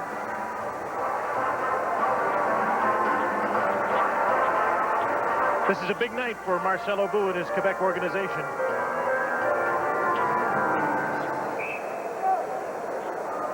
Was that a glance at Eric and then a glance at the score clock? Eric will shrug it off because, as I've heard him say many times, all you can do is go out there and do your best. I'm sure Bill McCreary has been tempted here just to run the clock. Down to 38 seconds to go. A 3-goal lead. Dominic Roussel is back in. Quebec still shorthanded. Lindros stays out on the ice with Ricci and Fedek. Here's Eric Lindros with a centering pass off a leg. Benning to Lindros, who is checked. Fedek's centering pass knocked away by Scott Young.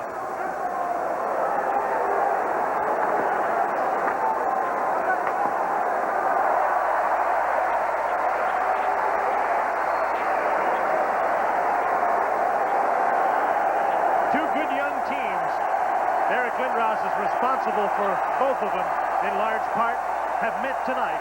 Quebec has won out.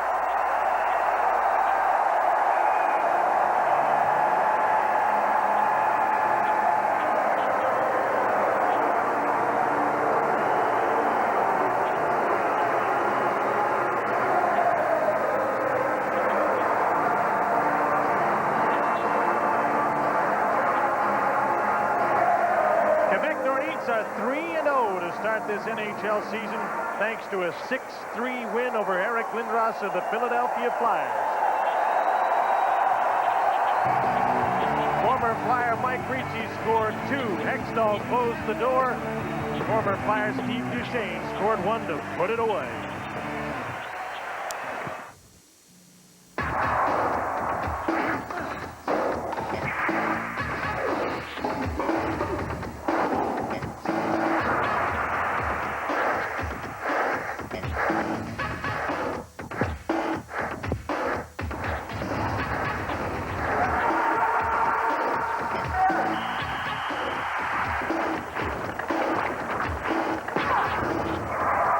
Essentials. Adidas equipment. That's good for one day.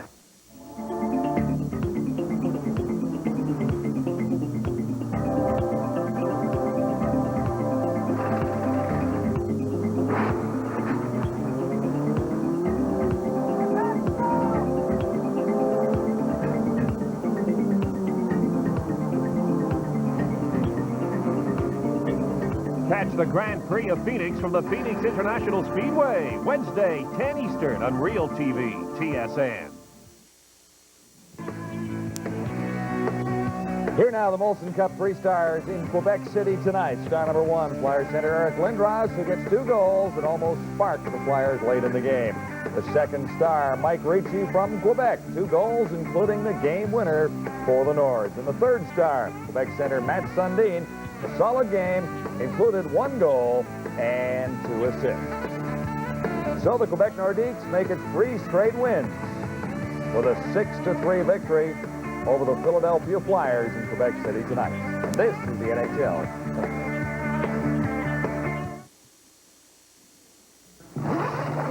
Reserve a room at any choice hotel like Quality, Comfort, Clarion, and Sleep, and get this fabulous coupon book absolutely free. You'll save at places like Alamo Rent-A-Car, Red Lobster, and theme parks, a value of over $1,000. So call and reserve your room today. Bye-bye. Vanna White not included. Oh. Call 1-800-4CHOICE to reserve your room. Coupon book supplies are limited, so call today.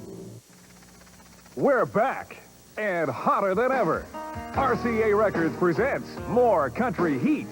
15 great songs by today's hottest country artists, featuring Michelle Wright, Steve Wariner,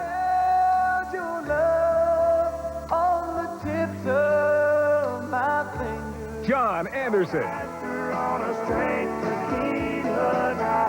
Earl Thomas Conley, and Keith Whitley. More Country Heat, this year's hottest country collection. 15 hits, 15 superstars. Pam Tillis, Diamond Rio, and Prairie Oyster. More Country Heat, 15 hot hits on cassette and CD in stores now. Also, Country Heat the video with 7 top country stars. He's 85 yards. Chichi. From the whack of the woods to the crack of the irons, TSN takes you from tee to pin with the world's top golfers. The veterans of the tour still have a few fine swings left, so they'll be taking their best shots at the $500,000 Trans-America Senior Golf Championship. Coverage begins Friday, live, 4 Eastern. The Senior Tour on Real TV, TSN.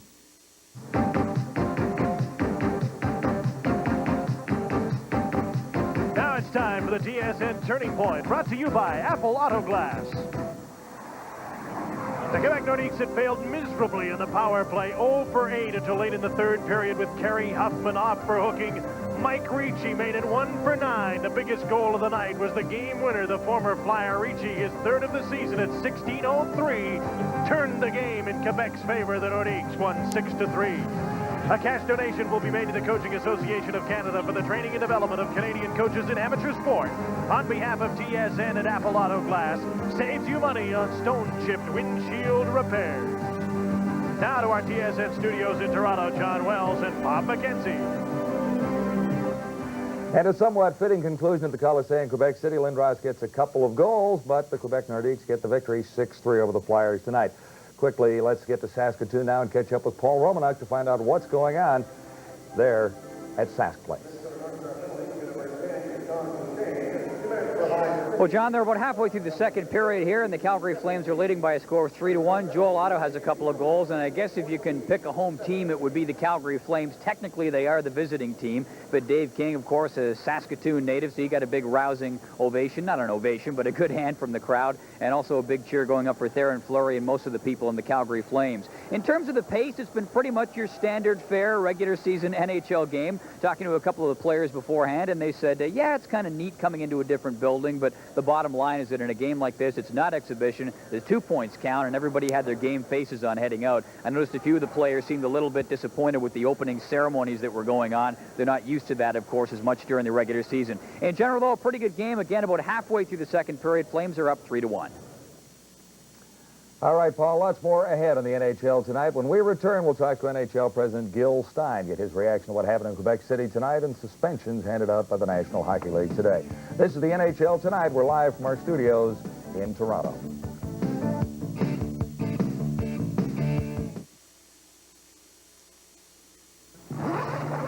Reserve a room at any choice hotel like Quality, Comfort, Clarion, and Sleep, and get this fabulous coupon book absolutely free. You'll save at places like Alamo Rent-A-Car, Red Lobster, and theme parks, a value of over $1,000. So call and reserve your room today. Bye-bye. Vanna White not included. Oh. Call 1-800-4CHOICE to reserve your room. Coupon book supplies are limited, so call today. Follow the Jays on their way to capture the title. Before the game, get the big picture from Canada's Baseball Control. Baseball Tonight, the road to the World Series. Tonight, 7 Eastern on Real TV, TSN. Welcome back to the NHL Tonight on TSN. We'll take you back to Quebec City in the Colisée where the NHL President Gil Stein is standing by to answer a couple of questions from us here this evening. First, Gil, why were you in Quebec City tonight? Was there any particular reason for your visit there? No, I came to see a hockey game, and I saw a good one. We thought you might be there just to see what kind of controversy would surround the proceedings there tonight. No, I didn't have to be here for that purpose. As a matter of fact, there was adequate security, and we were aware that this could have been a confrontational evening, but I just came to see the hockey game, just as I know everybody throughout Canada was interested in this game, and a lot of people in the United States as well. Gil, this is Bob McKenzie. You're the president of the National Hockey League right now, but the search is underway for a commissioner. How soon will that, how long will that search take, and do you believe that you're the guy to do that job? You have a realistic chance of getting that job? I have no idea, Bob. The search will take as long as it takes. I'll keep doing the job as long as I'm here to do the job, and there's really nothing more that I know and nothing more I could say. John Wells again. Gil, you handed out a couple of suspensions today to Mike Keane and Bernie Nichols. There is a new policy in the National Hockey League regarding suspensions, and you're suspending players for non-game days. How do you explain this situation? I believe that the loss of one's pay is an adequate deterrent, and until proved otherwise, we're going to go that route. I know that Bernie Nichols, for example, had 2 previous incidents where he swung a stick at someone two-handed. The first time he got a 5-game suspension. That didn't deter him. The next time he got a 3-game suspension. that didn't deter him, and this time he was suspended for 7 non-game days, but he will lose over $10,000 in his pay. I believe that will be an adequate deterrent, and Bernie Nichols won't swing his stick anymore. All right, thank you very much. Gil Stein, president of the National Hockey League. This is the NHL Tonight. We're live from our studios in Toronto, and we'll continue in just a moment.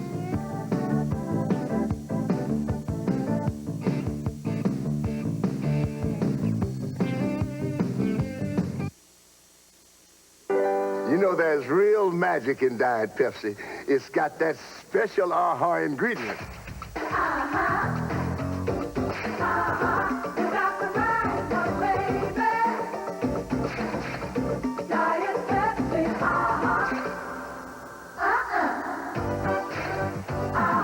You got the right one, baby. Hey. Okay, girls. Now, what's that magic ingredient? With 100% uh-huh. Let's run down the NHL scoreboard right now with Pittsburgh scoring a 6-5 victory over Buffalo. Here's an interesting number coming in from St. Louis with Tampa Bay continuing to lead the Blues now into the third period. On a goal by Rob DeMaio, it is 1-0. It is 3-1 Calgary leading Minnesota. That game in Saskatoon, Joe Lotto has a couple there. And just underway in Los Angeles, first period, San Jose and Los Angeles no score. Our final here was 6-3 as far as Quebec City winning over Philadelphia tonight. A rather fitting conclusion, I think, when we looked at all the hoopla surrounding Eric Lindros. Well, Eric Lindros had a big night. He scored a couple of goals, which was nice for him and the Philadelphia Flyers, but it was really nice for the Quebec Nordiques fans. And, you know, the Quebec Nordiques fans are going to be in for a treat this year because the Nordiques were a very exciting hockey team. We saw it tonight. Mike Ricci, Eric Lindros facing off against each other. It looked like an old Peterborough-Oshawa game in the Ontario Hockey League. A big night for Steve Duchesne, Ron Hextall. The ex-Flyers really contributed, and the fans had a really good time. And right now, the Nordiques undefeated. Things are looking up for them in the Adams division. 3 straight wins for the Quebec Nordiques, and the coach and general manager, Pierre Paget, is on the line from the Colisée in Quebec City. I suppose, Pierre, you're rather happy this is all over, and particularly with the start the Quebec Nordiques have. That's for sure. You know, I think it was a tough game tonight for the players and for the fans. It was probably a year of frustration for the fans, but for the hockey team, we had to keep our mind on the game. And I thought Ricci and Mike Huff really led the way and showed the example for us. Pierre, it's Bob McKenzie. There's been a lot of talk over the preseason and now into the regular season that the Nordiques want to add some experience and that it would be in the form of a guy like Kevin Lowe from the Edmonton Oilers or Peter Stastny, a free agent who played last year with the Devils. Are you close to doing anything on either of those players? Well, right now it's a standstill. I think we're still interested, but we've made offers and we're waiting to hear if it's possible. I think we don't want to close the door on those options, but we're not willing to pay what they want right now. All right, thank you very much. Congratulations on 3 straight victories, Pierre. Thank you very much.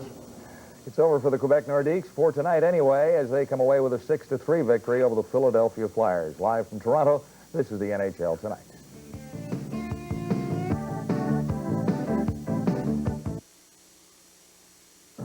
He can't walk a straight line. He slurs his words and drops things. He's not drunk. He has Huntington's, a disease that slowly deteriorates the mind and the body. There is no cure. What's worse, each of his kids has a 50-50 chance of inheriting Huntington's disease. Our only chance is you. Won't you please help my dad and me? Please call your local chapter of the Huntington Society. Thanks. Tonight, your TSN lineup is built for finesse. First, Canadian Golf Today swings into action with a review of the best and brightest on the 1992 Canadian Tour. Then, 3-time champion Stephen Hendry takes his cue against Jimmy White at the Masters Snooker Championship.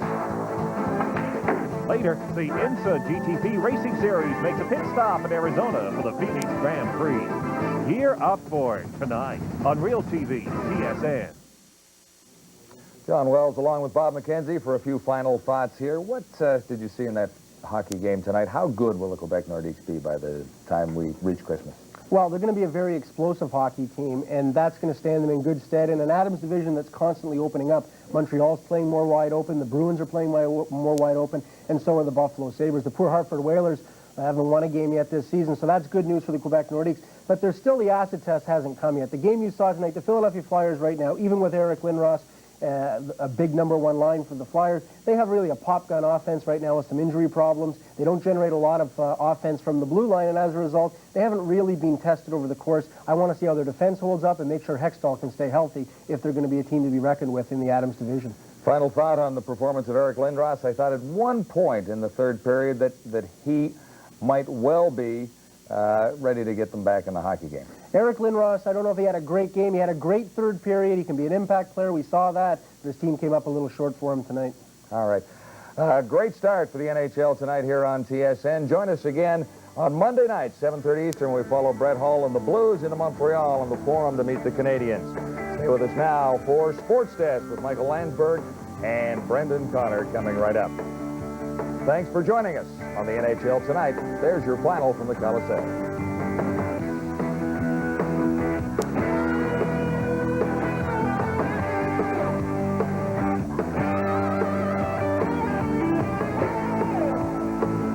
Molson NHL Tonight on TSN. Brought to you by Molson Canadian. What beer is all about. By Pepsi. Gotta have it. And by Domino's Pizza of Canada. Experience the Domino's effect.